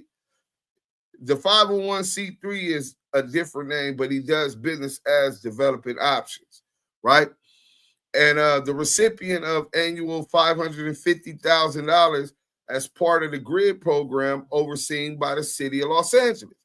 From July 1st, 2018 to June 30th, 2023, developing options was allotted $2.352 million from the city of Los Angeles. From that, Henley has drawn hundreds of thousands of dollars purportedly in salary. There's nothing wrong with if you made $2.3 million in a 5-year period of you getting a salary of 6 figures. That's not a problem. The GRID program has an extensive mandatory handbook that is appended to each contract and that developing options, like every other GRID contractor, must comply with. This is what the DA, Assistant United States Attorney, is arguing in the complaint. The detailed and extensive handbook has many requirements that include extensive criminal background checks.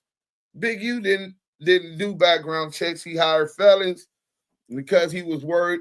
He wanted those that he know could get the job done and produce results. He believed in giving people a second chance. Shit, he himself is an ex-felon. So why would you be a hypocrite against those that you believe in within the community, that have relations with the community that can help reduce the gang violence? Those that can help and know those in the community and have relationships with those in the community that are in good standing with those in the community betters the chances of you getting cooperation at not having graffiti on the wall in the hood. Hey, my nigga, we ain't wall banging in the set and all that. That's devaluing the property in our community. We ain't on that, brother.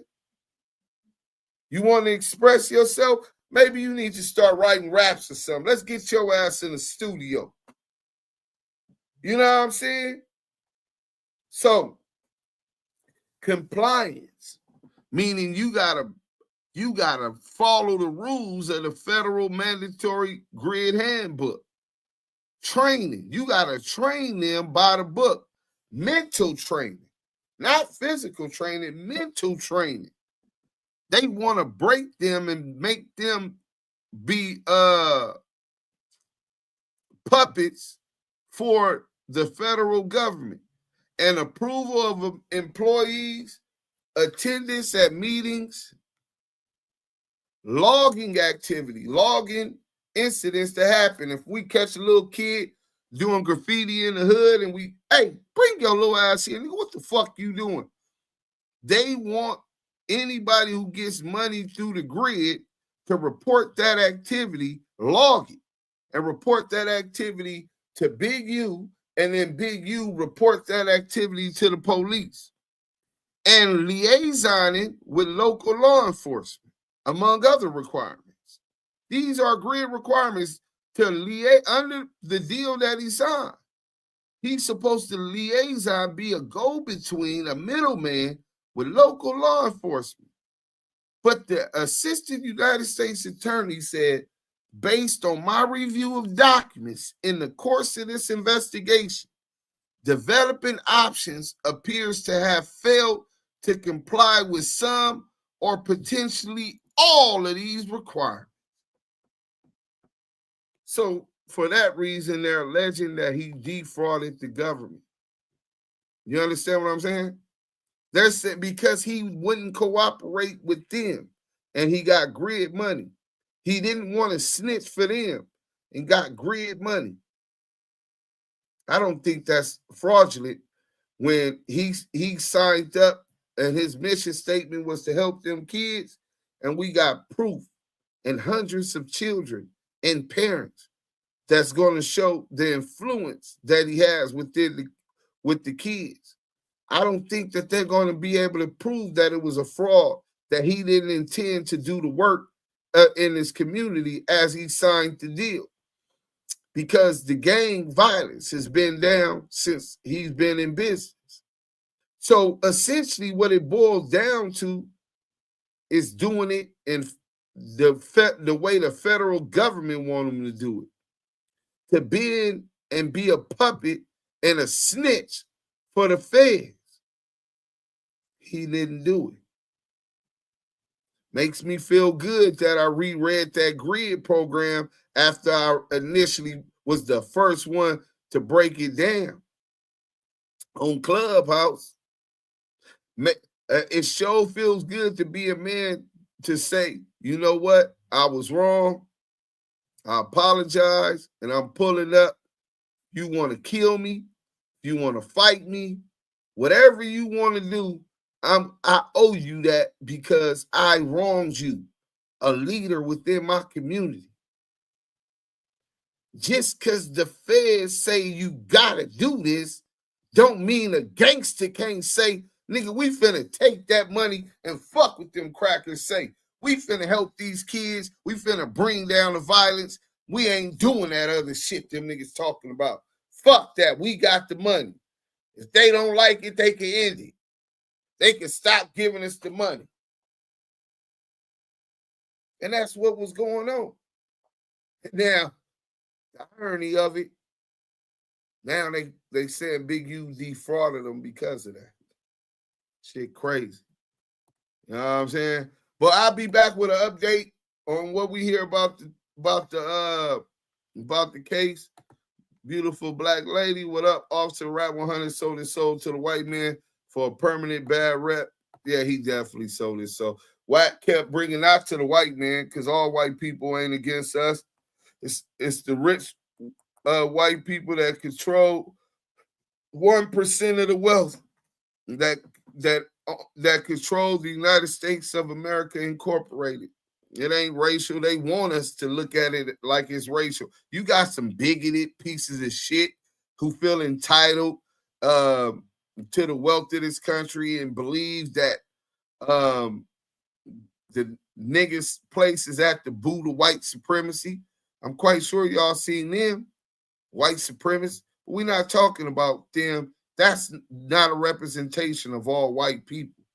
You know what I'm saying? You got a lot of poor white people who have similar struggles financially and economically, who feel discriminated against by class and economic class status. So all of them ain't against us. Remember, it was a lot of white people that helped support the blacks who led the civil rights movement, who sat out there and protested. You know what I'm saying? But anyway, we finna get up out of here. Yeah, you want to say something? Joshy, I just seen you up in here. What's up, y'all? Fuck the police and the 5-0s too. 2 CCs to y'all and Dukes. Guanified, keeping it real, solid vibes.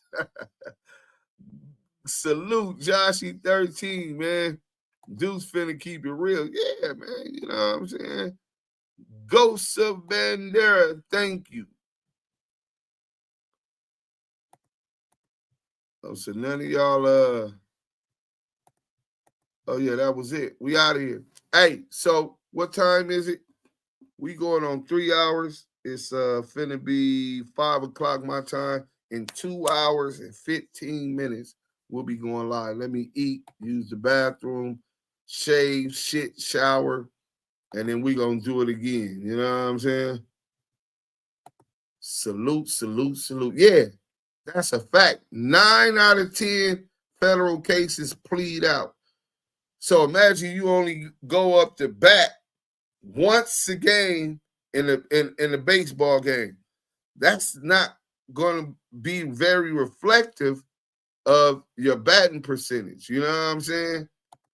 Especially when you get overzealous prosecutors trying to make a name for themselves. They do too much.